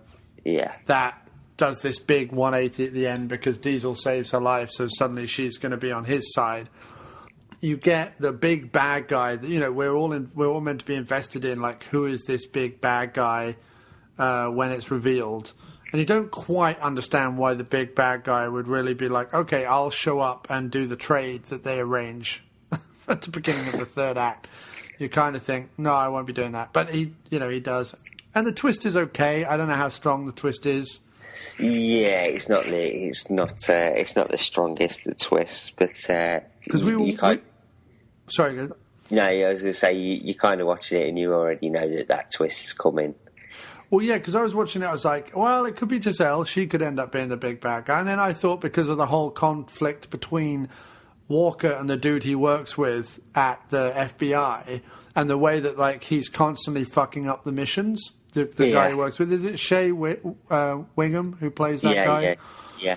I thought to myself, like, oh, maybe he's in on it. Maybe he's the big bad or one of the big bads or working for the big bad, and he's trying to, like, throw Walker off the scent or fuck Walker's career up or whatever it is. But actually, no, he's just meant to be the bad cop to Walker's good cop. Like, that didn't ultimately... I thought it could have played out better than it did, but I liked the idea that Diesel is after one thing, Walker's after the same thing but for different reasons, and they ultimately join forces. Yeah. But it's definitely clear signs that as the series is progressing, it's like it's maturing. Well, that's what Diesel says. Yeah. We're getting better stories. You know, we've gone from the street racing, all flashy, to there's a bit of grit there now. Well, we've got a better director. The director's fantastic. I don't know how great the script is, but it's okay. Like I said earlier, the scenes between Walker and Brewster trying to be, emotionally entangled are pretty awful. I mean, the cafe scene where they're both sat there and she's like, oh, I'm going to just forgive you. And he was like, it was the hardest thing I ever had to do. And she was like, oh, that whole business is all like... She was like, oh, I'm sorry it was hard for you. And you're like, oh, for fuck's sake. Go on. Knock all the salt and pepper shaker off the table and do her right there. Drill her on the table. Give her the big O. And then send her on her way and get back to the car racing. Walker, you big goon. Yeah, don't do much walking considering his second name's Walker. Walker's gone for the whole, I'm not going to be blonde anymore. I'm going to be like brown hair and stubbly. And he's trying to make himself look a bit more rugged and a bit more rough around the edges. It's better than the look that he did have, though. Oh, God, yeah. What, the I'm a BG look that he had in the first movie. Kept expecting him to show up and be like, Vin, Diesel, where you driving? Or something. I don't know if that was a song ever by anyone. It was a B-side. It was a B-side. Sung by Robin Gibb, the one no one really liked. Does everybody like any of them? No. No, but we shouldn't say anything. They have notoriously terrible senses of humour. Well. And aren't most of them dead now? Yeah, I'm just going to say most of them are dead. They should be. Yeah, it's a fucking... Good. Yeah, excellent. No, I really liked part 4, but it wasn't the... after it pales in comparison to 5 now. I've seen 5. Yeah. It's the second best of the series, though. Yes, definitely. It's definitely got... it's definitely better than Tokyo Drift. Yeah. I mean, I order the series 5, 4, 3, 1, 2. That's how I order the series. Yes, that's how I do it. Well, obviously I've seen number 6 as well, so I'm not going to elaborate too much on that. Right, okay.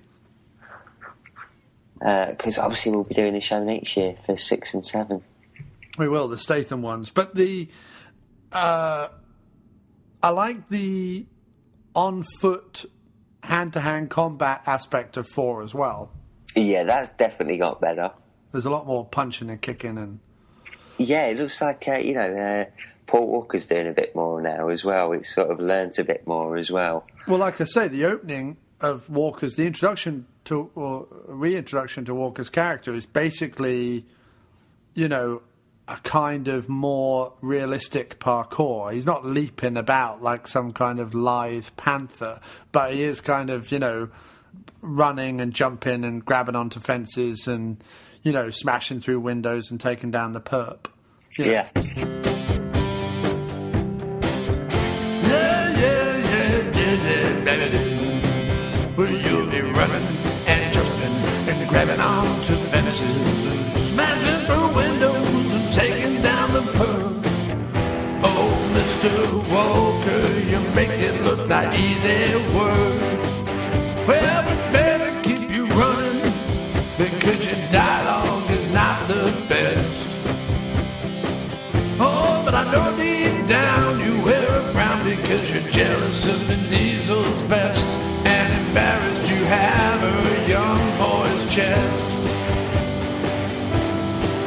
And so you're not going to take a rest. You'll just be running and jumping and grabbing onto fences and smashing through windows and taking down the pub. You'll be running and jumping, grabbing onto fences and smashing through windows and taking down the pub. You'll be running and jumping, grabbing onto fences, smashing through windows, taking down the pub. You'll be running and jumping and grabbing onto fences, smashing through windows, and you're taking down the pub.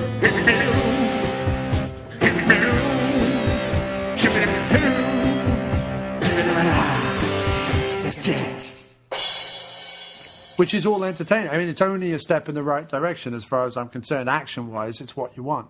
Yeah. You know, if they're not going to give me Bella Emberg in a thong with a bazooka in a sidecar, if they're not going to give me my dream, then at least give me some running, jumping, screaming, shouting, smashing through windows, punching, and general tomfoolery of that nature. I love the scene in the FBI when Stasiak, Shea Wingham's character, comes up to Walker and Walker just fucking throws his head into the wall and breaks his nose. That I loved. I was like, oh, fucking hell, all of a sudden I'm enjoying a movie that Paul Walker's in. Like I say, watch Running Scared, that's also fantastic. But you know what I mean? It was just unexpected. You don't normally see that, like one FBI guy take down the other FBI guy in such a violent way, and I loved it. The wife was laughing because the dude that he's arrested, David Park, played by Ron Ewan, he's had all the craziness of being arrested and blah, blah, blah, and dragged in and so on. And then the moment he's in the FBI, he's then watching this other FBI agent slam his colleague's face into the wall. He's probably like shits himself right there, I would imagine. Well, that's it. You see, even though they're FBI, they'll get pissed off with each other like any old job. Indeed. So, wait a minute. Lewis Coogill writes...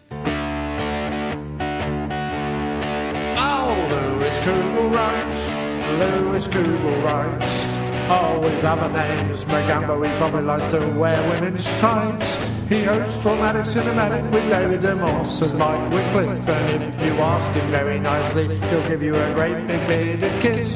He's writing on the internet, he writes on it every single day. Well, let's shut up the music and see what he's got to say. Oi! But Lewis Coogill writes, suck, this is the first I've heard of this. Damn you, Facebook. Well, it doesn't matter, Lewis, because you're on the show. Welcome, Lewis. And you're going to be on his show soon, isn't that right, Paul? That is right, yes. Discussing what film, sir?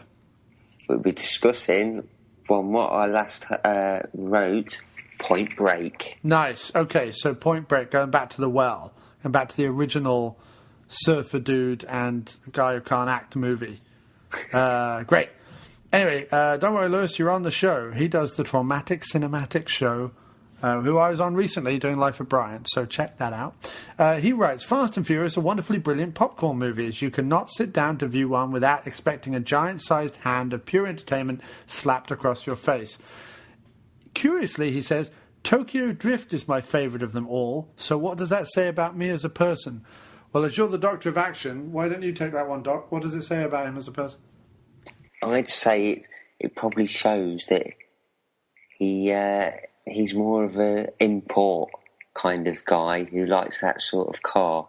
But I also do know that I think he's a big Dodge Charger fan.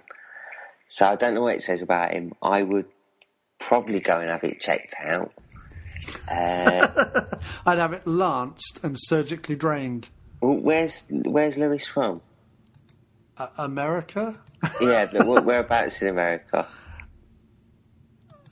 See, if he's I don't know. I honestly don't know. If he's got roots down in Alabama, maybe he relates to the guy in it. You see. Maybe it is. I think you're right. I think that there probably is something wrong with him. It needs to be put under a microscope, prodded, made sure that it doesn't grow any bigger or change colour, because that can often mean that there's cancer there. So maybe have it removed, or maybe just have an ointment applied, and maybe that'll help.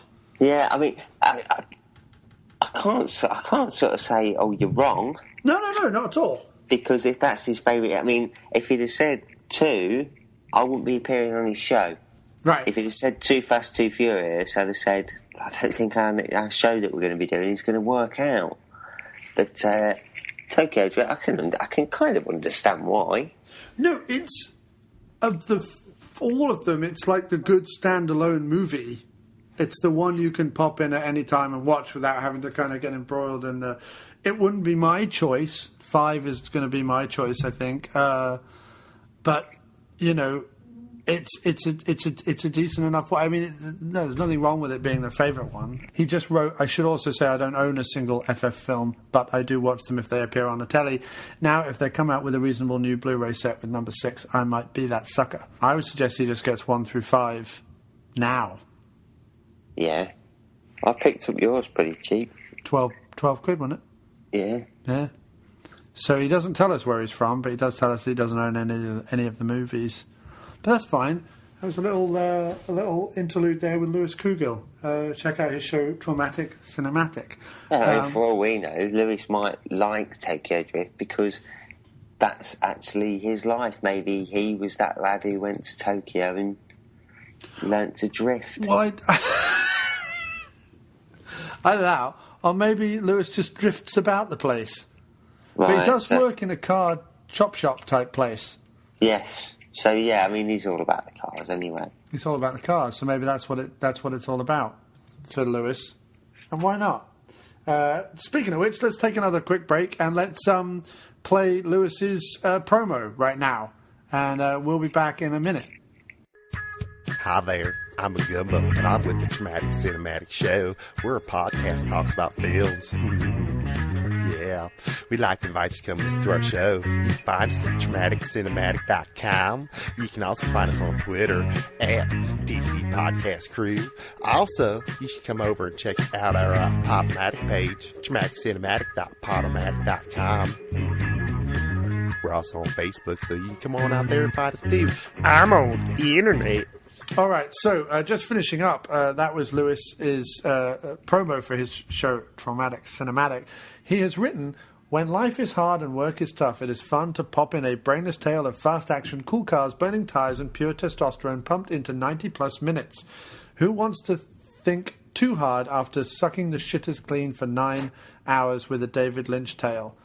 Who wants to think too hard after sucking the shitters clean for 9 hours with a David Lynch I don't know what that means. Give me the fast-paced, hard-cocked, over-the-top, suggested phallic, probing fantasy of melted rubber and armour all. I couldn't have said that better myself. The man's a poet. Yeah, I couldn't have talked dribble better.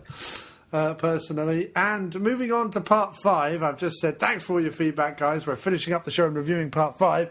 Any part 5 questions or comments? And Kyle Polling writes, who bore more man sweat, The Rock or Vin Diesel? And I can answer this, but did you want to have a crack at it? It's The Rock, isn't it? It is The Rock. What does he use? What, as man sweat? No, he uses a special something for his muscles that makes him sweat more. Really? Yeah, that's what I've heard. Is it like glands of an elk or something? I think so. Does he chew on rhino toe or something? Yeah, I think he's so rich that he's managed to get the DNA of a dodo bird. Nice. Create them, and then he just squeezes the dodo bird oil onto his body, and it creates all that sweat. Yeah, either that or he eats a considerably large amount of truffles. It's one of the two. It is one of the two, really, and possibly both. Yeah. Who knows? But I mean, I'm going for The Rock because there is a scene where The Rock and Diesel in this movie square off, and we'll have the doc explain the plot in just a moment. And post-fighting, they square off, and The Rock is very clearly the sweatier of the two. Yes. In fact, there's that scene where he goes down to the car park where he's like, "You're under arrest," and he's like, "That's funny, I don't feel under arrest." And when they're eyeballing each other, and The Rock is sweating profusely, like they do sweat quite a bit. Yeah. It does, definitely, yeah. It's like you on a school bus full of goats, right? Oh, sweat and spunk. Yeah, in equal measures. And Lewis did just say, by the way, and never ever read my writing word for word, ad lib and paraphrase. Tough luck, we've done it now. Yeah, we've done it now. Too late. Sorry, Lewis. But hopefully this means he listens to this episode. Hopefully it means all these people listen to this episode. Because they've all been mentioned in depth.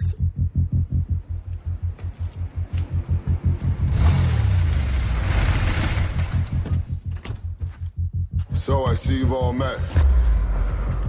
What's this all about, Dom? Yeah, man, why'd you drag us halfway around the world? Because we got a job. That's a stealth mission. We'll be in and out before they even know we were there. We're talking about breaking into a police station. This is crazy. This is $100 million. You say what? I am down.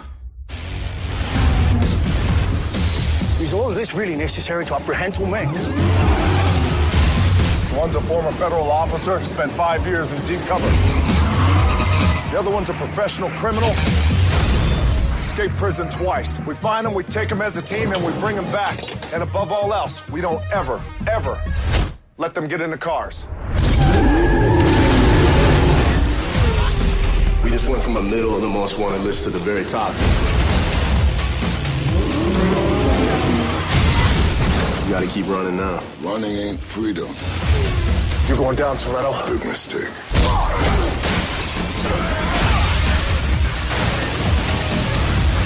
This just went from Mission Impossible to Mission and freaking Sanity.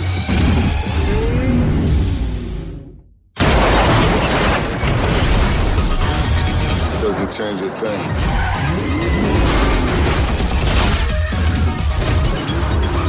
Chances are, sooner or later, we're gonna end up behind bars or buried in a ditch somewhere. But not today.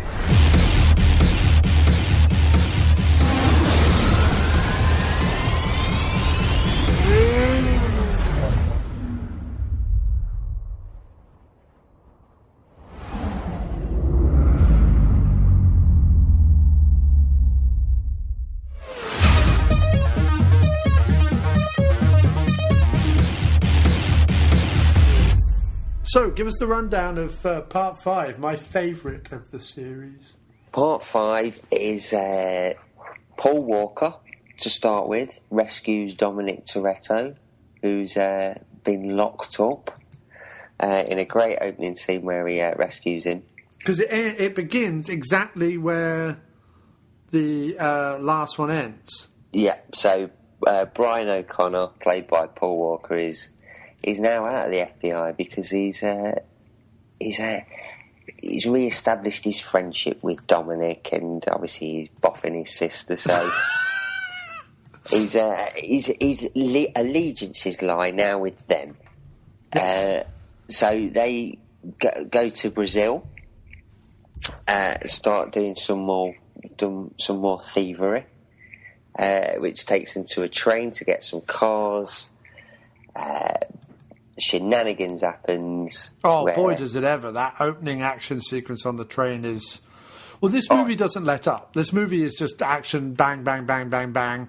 It's either cars or it's big set pieces or it's fist fights or it's foot chases or it's jump... I mean, it's insane. Yes. It's the train scene is just fantastic. The whole setup, how they get the cars off the train is great. Paul Walker hanging off the side of the truck that's mounted into the train. Oh, good use of the word mount. Yeah. Didn't even use the word goat. Mm-hmm. And they go about planning a heist, which they will make a lot of money from, that they can just retire. Yeah, I mean, basically,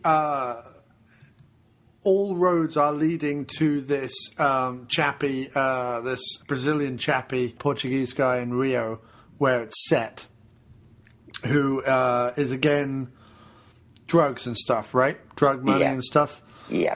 And just general, like, he's just like the general overlord of the town. At one point, he's meeting with some prospective dudes, prospective buyers or something, and he says, I deprive the poor of, like, water and electricity, and then when I give it back to them, they do whatever I want because they think of water and electricity as luxuries, basically. And he tells the story about how, like, the Spaniards came to Brazil and tried to fight everyone and lost.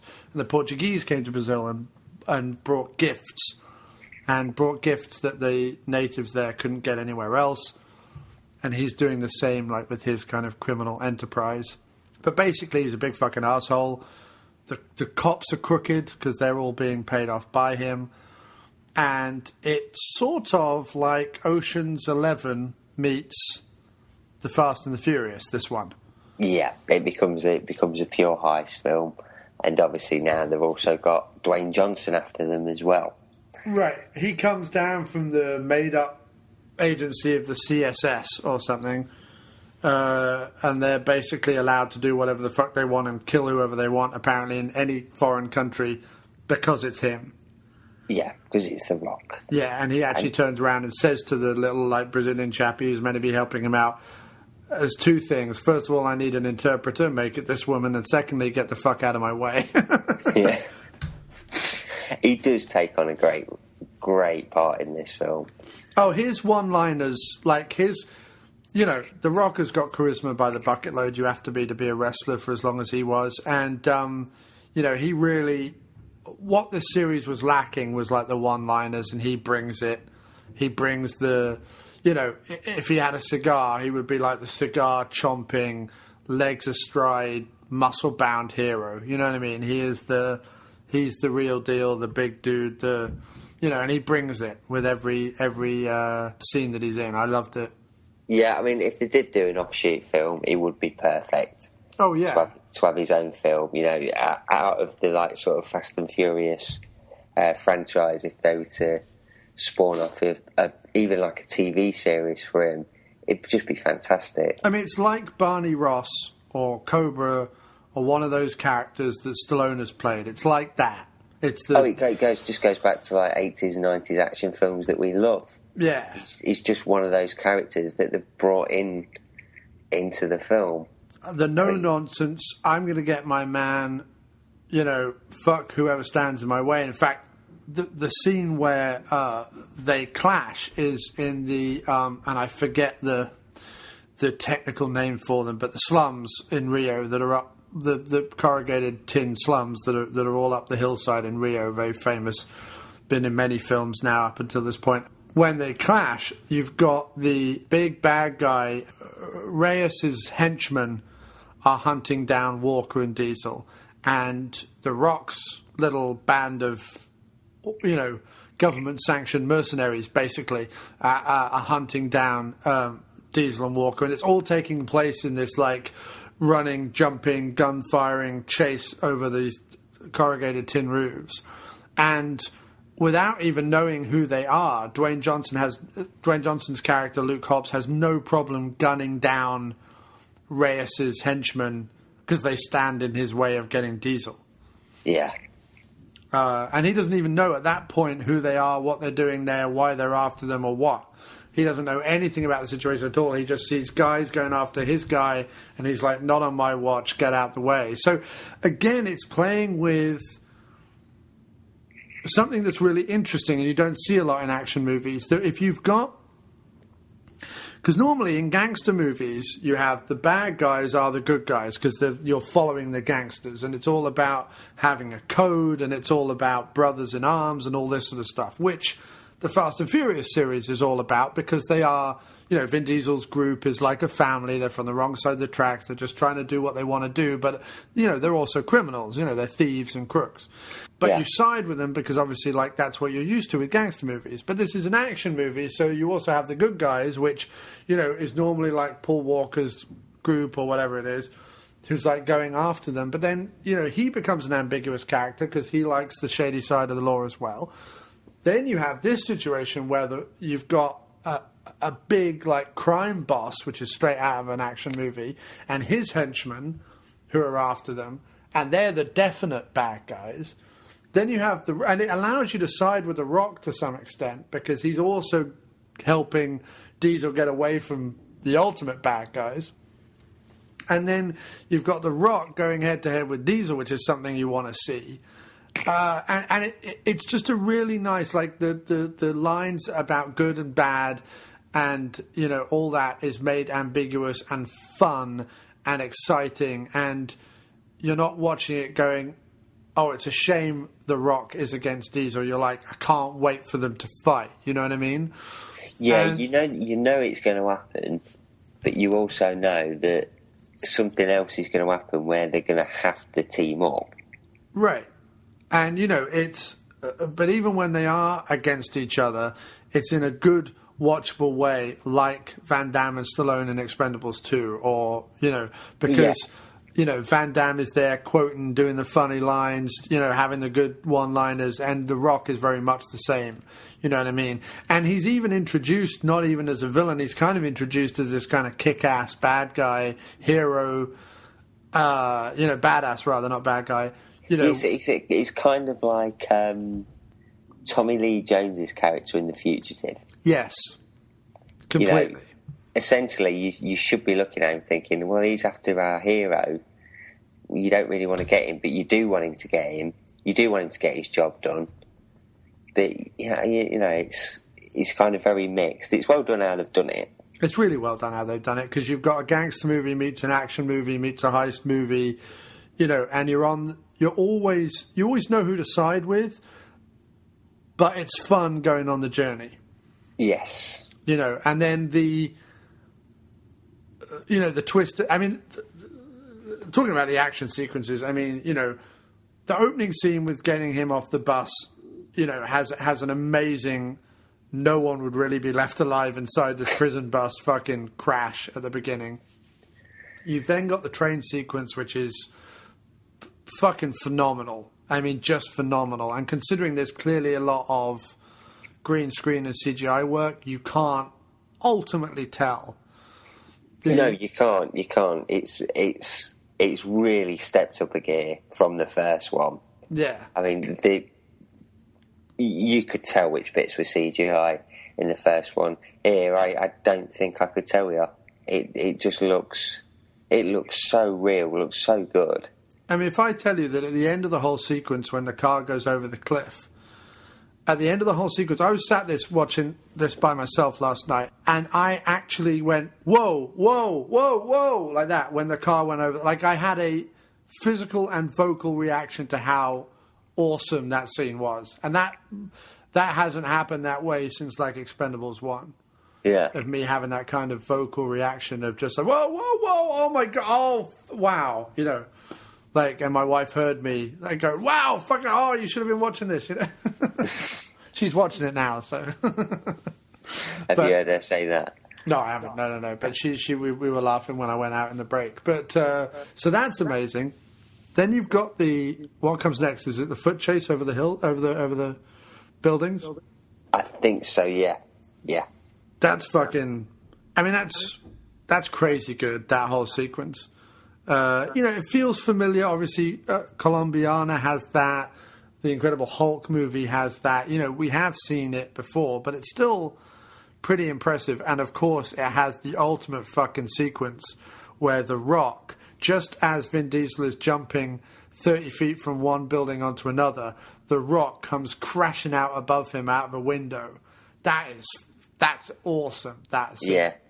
It's like Tokyo Drift. It's another great setting for a movie. In like, you know, the shanty towns of Rio, Brazil, with Christ the Redeemer looking over them.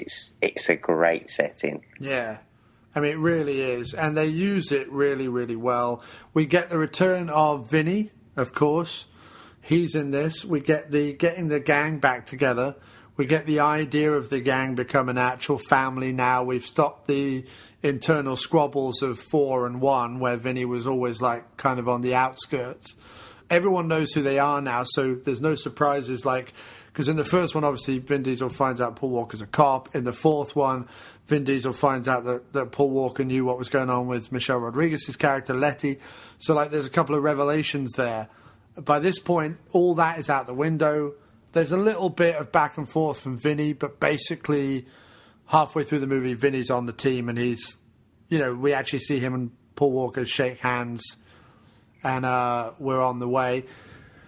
We get the fight with The Rock and Vin Diesel, which is amazing. Really amazing. And then the end sequence. And the end sequence to me was absolutely mind-blowingly good. Like, mind-blowingly awesome. I mean, I haven't seen a car chase like that fucking awesome since something like The French Connection or something like Blues Brothers or Vanishing Point or something like that. Like, it's really up there. Oh, yeah, it's one of the best I've ever seen. Getting the safe, just this huge safe being towed by these two cars. Yeah, because, I mean, basically, they contrive a way to get the big bad guy Reyes to put all his money in this big, impenetrable safe in the middle of the police office in the middle of Rio, guarded by all these police. And ultimately, The Rock's character decides to, at least to bring Reyes down, sides with Diesel and his crew, because in an awesome fight sequence, when they're ambushed, The Rock's team is taken down, and without hesitation, Diesel steps in and saves The Rock's life and puts his hand in a mirror to the bit where they've had their fight, and he puts his hand down to punch him. He puts his hand down to pick him up off the ground, and, you know, The Rock sides with him at that point, says, at least till that fucker's dead.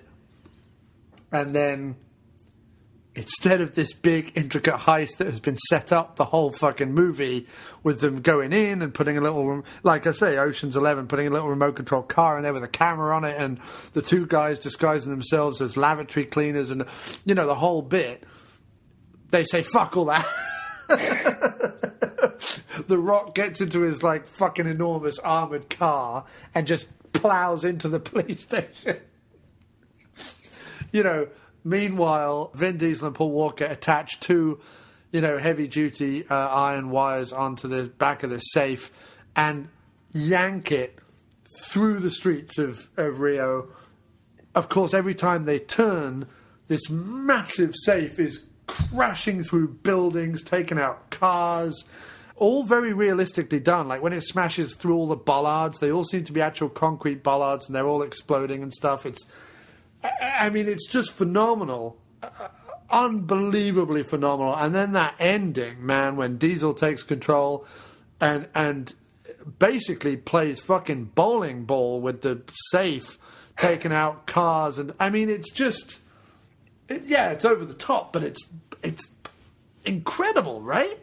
It is. Well, it's just done so well. Yeah, it is over the top. Yeah, it's not very realistic, but it's done in such a way. It does look very realistic, and it's just done so well. That's what's incredible about it. Yeah, it doesn't have fast cuts. It doesn't have close-ups. It doesn't have shaky cam. You know what's happening. The image is crisp. The colour scheme is like, you know, gritty beiges and blues and greys and dark greens, but without it looking like one of those fake washes that they put on movies to make them look gritty and thing. It just looks naturalistic. It looks like I wanted all the movies to look. You feel the dirt and the rust and the grime of Rio. The funny thing is, at one point they're having to do this thing to do with the heist, where they're trying to outdrift, using a bit of like the Tokyo Drift stuff. They're trying to outdrift this camera, which only gives them 10 seconds to make it round this corner without being caught. And at one point they're like, oh, we need to go and get cars. So Paul Walker and Vin Diesel go out, and you see them pull up at one of these like midnight racing clubs. The whole like thing that this whole franchise is based on, and then it cuts. You don't even see them do the race. They just drive in with the cars they've won. You know what I mean? And that was such a refreshing way to say, look, we've been there and done that. We don't need to spend 20 minutes showing you the race between Diesel and this other guy. Of course he's going to win. It's fucking Vin Diesel. And it also introduces this whole like playful back and forth between him and Paul Walker. Like, Walker's never honestly won a race with him. He wins a race against him, and then everyone's like, yeah, but Diesel was holding back. Or he almost wins a race with him in the fourth one, but Diesel like hits him with his car. There's this nice back and forth between them that's finally a bit humorous and finally a bit more male friendship, Yeah, that builds over... It's there in the first, obviously he fucks him over. It's building up in the fourth one. And then it really... you can tell that after number 5 that they are, the friends. Yeah, and what I found was, number 5 introduces this whole idea of Jordana Brewster's character being pregnant. First of all, it never really harps on that. Secondly, like, the only time it's ever really mentioned, it's mentioned and then, like, celebrated. Like you would. Like, if your friend turned around and went, oh, I'm pregnant, you'd be like, yeah, you crack open some beers or whatever it is. Not for her, obviously. But you'd have a celebration. You'd get a cake or something like that. Or you'd all just get all your friends to go, oh, congratulations or whatever. And the only time it's mentioned is because of that, and it feels... What's nice about it is, rather than it feeling manipulating and cheap, it feels like a genuine reason for these people to be together, stick together, and look out for each other. Yeah, because they are all family. Right, and there's that, the turning point in this movie is, the movie starts and Jordana Brewster and Paul Walker are separated from Vin Diesel's character because they don't want to get caught, so they've gone their separate ways. And Paul Walker meets up with Vinny and does the train heist, and in the middle, Vin Diesel shows up. And that's a great scene when they open the train door and he's just standing there. He's just standing there, yeah, that's fucking awesome. And then after they escape from the rooftop chase, Vin Diesel says, look, we've got to split up because everyone's after us now, blah, blah, blah, blah, blah. And she's like, no, we're not doing that again. We're going to stick together. And rather than it being cheesy and shit, it works. It just, like, you've spent 5 movies with these guys, so now it works, Yeah. Or 3 movies or whatever it is. It just at that point works. And it's the point I was making earlier, which was, by the time you get to the 5th one, although the acting hasn't hugely improved and the script dialogue-wise has not hugely improved, you've spent enough time with them that all the stuff they've been forcing into the character makeup finally works. Oh, it definitely works. It definitely works. You actually do feel for the characters now. Yeah. And unfortunately, you can't just watch 5. And I wouldn't suggest anyone just go out and watch 5. But if you really don't want to watch a ton of movies to build up to it, watch 1, 4, and 5. Yeah, definitely. Yeah, you can definitely leave the 2nd and 3rd one. But yeah, 1, 4, and 5. Especially 5. Once you get to 5, it's just, like we said earlier in the show, it's just unbelievable how much of a step up in quality. I mean, it's got to be Justin Lin, one of the main factors. Yeah, definitely. He's learning as he's going. He's making a better film each time out the gate. I think Vin Diesel's getting more involved. I think, he becomes a producer on the 4th and 5th ones. I think he wants it to be, and has said in interviews, they've grown up now. You know what I mean? They are a family now. They're not like kids racing for pink slips. They're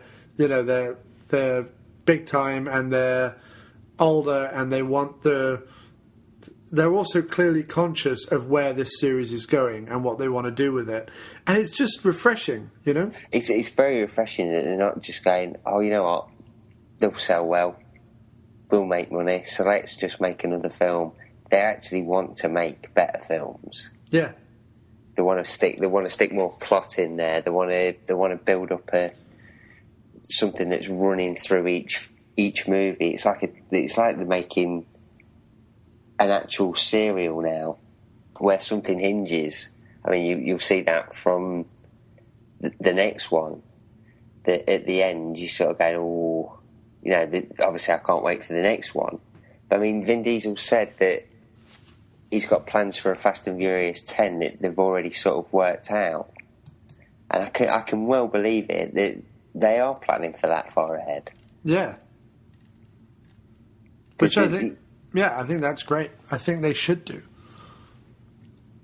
Yeah, I mean, we spoke earlier. I mean, if they're as good as 5, I don't see why I couldn't watch another 5 of them. That doesn't bother me. If they're going to be as good as 5.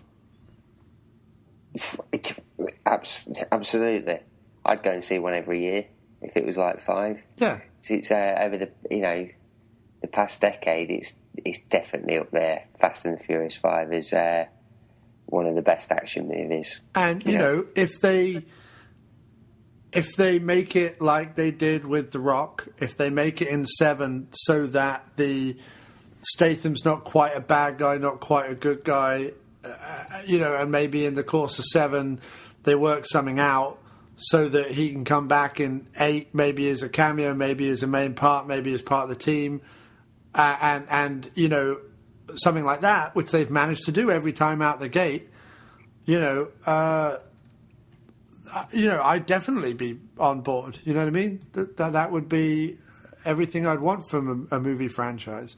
Yeah, because it keeps you guessing. Nothing is as it seems really in the movies. No, I mean, it's funny how, you know, they've gone this far, and really they've only really killed off Han and Vinny in this whole time. And I suppose that does set it up, you know, as you get closer and closer to that does set it up that, you know, who's next? You know what I mean? We've got this group, we've got these guys, you know. You've got Jordana Brewster could, Michelle Rodriguez could for real this time, Tyrese Gibson could, you know, Ludacris could, you know, there's any number of people who could. So yeah, and they'll probably add to it as well, because I'm sure actors in Hollywood would jump at the chance for this to take part in these films now. Well, like I say, I mean, yes, the thing they've got to watch is that the budgets are going up. The more people they've added, the more the budgets have gone up. I mean, the budget of 4 was 85 mil, but the budget of 5 was 125 mil, and the budget of 6 is 160 mil. You know, and the bigger the budgets, the harder it comes to make that money back. Because while Fast 5 did 626 mil, so that, you know, the 125 mil was more than made back.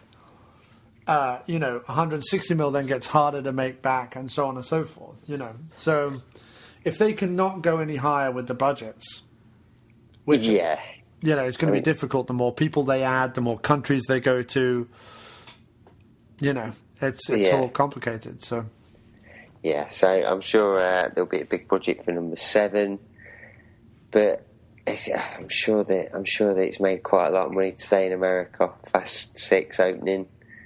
I think it did pretty well last week in the UK. Yeah. So the audience is definitely there. Yeah, no, definitely. I mean, the whole franchise has made almost $2 billion worldwide. It's made 1.6 billion worldwide, the whole franchise put together.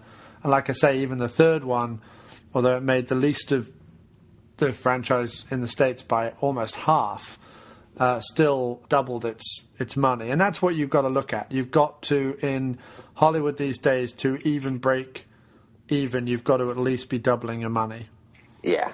So because of what they spend on marketing, what they spend on, you know, the cast and everything else, you've really got to be doubling that money. So, you know, they more than triple it in Fast 5, as long as the quality stays. The quality's got to stay. You can't have it now dip below Fast 5 because you're like, well, you know. Right, see, it's the one that's made the mark. Definitely. Yeah, completely. And it completely deserves to be the highest grossing one. And look, if that was because The Rock entered the fray, great. But what they did was they incorporated him in the best possible way. They really did. He's not, at no point, like we said earlier, are you rooting solely for The Rock. Yeah, I mean, they must have been tempted to bring him in as, say, Vin Diesel's long-lost brother. So Right. they're on the same team. They took a risk and said, oh no, The Rock's going after them. Yeah. So it was quite brave altogether, I think, to bring him in and do that. Definitely. But it works so well. Yeah, I agree. Yeah, I mean, I'm just looking at 7 now. I also don't like the fact that James Wan is taking on the film. Why is Justin Lin not doing it? I'm not sure. I don't know why James Wan's got the job. I mean, that to some extent bothers me a little bit.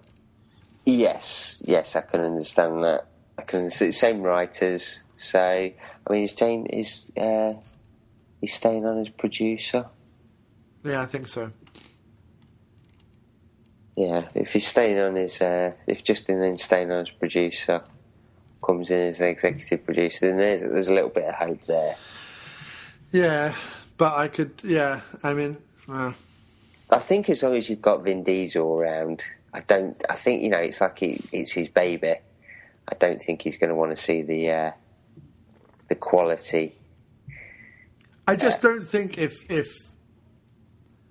I just don't think you want a director like him cutting his teeth on action by the time you get to part 7, because James Wan's not known for action. He's known for horror, and pretty shitty horror at that. Yeah. But then again, we didn't know Justin Lin could be that good, so maybe this will be right. But he had 3-4 films to get that good. Yeah. It's a worry, but let's hope that they've got the right man. But for a series of 5, now 6, for the moment, things are looking good. Looking very good. And we'll end on a high note with part 5, because I just thought that was knocked it out of the park and then some. And then some. Just incredible. Just really, really incredible. And I can't, look, sometimes you have to watch a couple of things to be able to fully appreciate the best one of the series. So you do have to watch 1 and 4 if you really don't want to delve into the other ones. But, for a 5-part series, for there only to be one week one, and even I sat through and enjoyed that. It's it's not offensive. It's not going to, you're not going to want to pull your eyeballs out after watching it. It's still entertaining. It's just. I mean, after watching that, you wouldn't sort of sit there and go, "Oh, that's going to be part of a franchise that's made 1.6 billion." Right. You'd laugh at them. Yeah. If somebody said that to you, but they've done so well with them. And I have laughed at them when they've said it to me. I've laughed in their faces. I've laughed in their faces, Johnny. Yeah. I pinned them down and laughed in their face. But, sir, that's been a pleasure and a thrill to go through the Fast and Furious series with you. Thank you very much for joining us here on the Diner tonight. Did you have any final words about the franchise that you wanted to leave us with? I'm just really looking forward to seeing or hearing what you think of Part 6. And let us direct everyone who is going to see Part 6 in the States this weekend that the moment you get home, please do check out the Doc's great review over at Dr.Action Exploding blog.blogspot.com. And as soon as my old Apple Mac comes back from the shop, there will be more Dr. Action stuff, because we've got a commentary waiting to go up. Yeah, it's in the hands of Apple at the minute. It is. So let's hope that they are able to retrieve it. And if they are, that will go up as soon as possible. But in the meantime, hopefully this will tide you over. This was a great old episode. And Yeah, anything else you want to pimp, Doc? Anything else coming up that you want to pimp?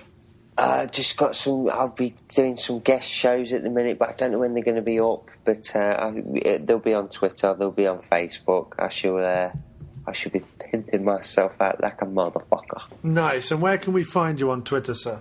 You can find it on Twitter at Dr.Action Kickass. Indeed. And you can find us on Facebook at www.facebook.com/Dr.Action and the Kick-Ass Kid. And we have a blog that's regularly updated with reviews, news, articles. We have several commentaries. In fact, we have 41 action movie commentaries and 2 action interviews with writer Richard Pierce and actor, martial artist and stunt fighter Darren Shalavi available. So I would suggest you check those out. Definitely. Check those out now. And you can find that on iTunes under Dr. Action and the Kick-Ass Kid commentaries. And with that, sir, I think we're done. I think we are done. I thank you very much for having me on. It's been fantastic. Dude, that was great. I loved that episode. That was great. Really fantastic.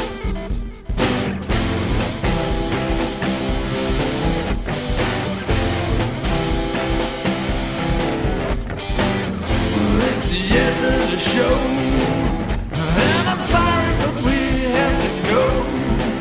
Well, you may think it all went on too long, and if you think that, honey, then I'm sorry you're wrong.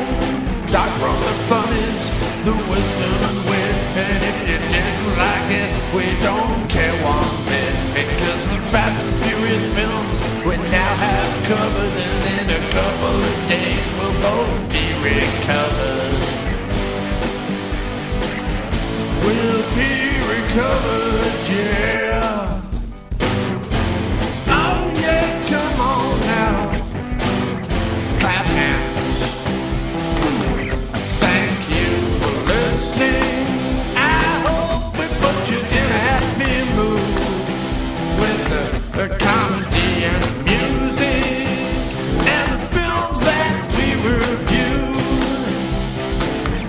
Now go on, all get lost. Find someone else to amuse you. I gotta go have a lie down and think of anyone but you. Yeah, anyone but you. Hey!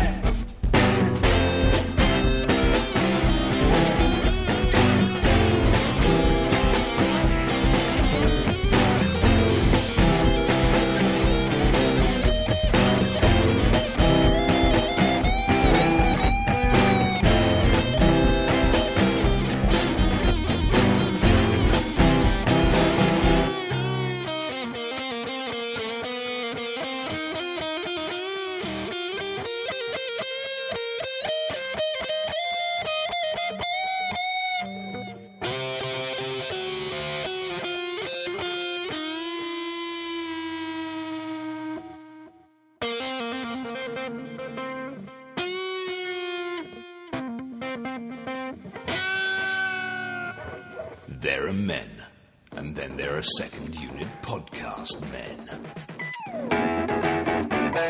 The podcast you've just been listening to is part of the Second Unit Podcast Network. Find all of our shows at 2upn.blogspot.com or on Facebook under the Second Unit Podcast Network. Our fantastic list of shows include Drunk on VHS, We Came from the Basement, No Budget Nightmares, The After Movie Diner, Dr. Action and the Kick-Ass Kid, and Bloodbaths and Boomsticks. Take one podcast into the shower. Don't be a blithering idiot, Alan. We can give you the multiple podcast cleansing system all in one place that your hair deserves. Our programming is available across all platforms from iTunes to Podomatic, TalkShoe to Stitcher, so you have absolutely no excuse. Listen today, and a free naked person of your choice will be shipped from Thailand to your door in a matter of weeks. The Second Unit Podcast Network, bringing you the action and leaving the boring stuff to the other guys. Bloody hell. Who does a girl have to blow around here to get a decent beverage?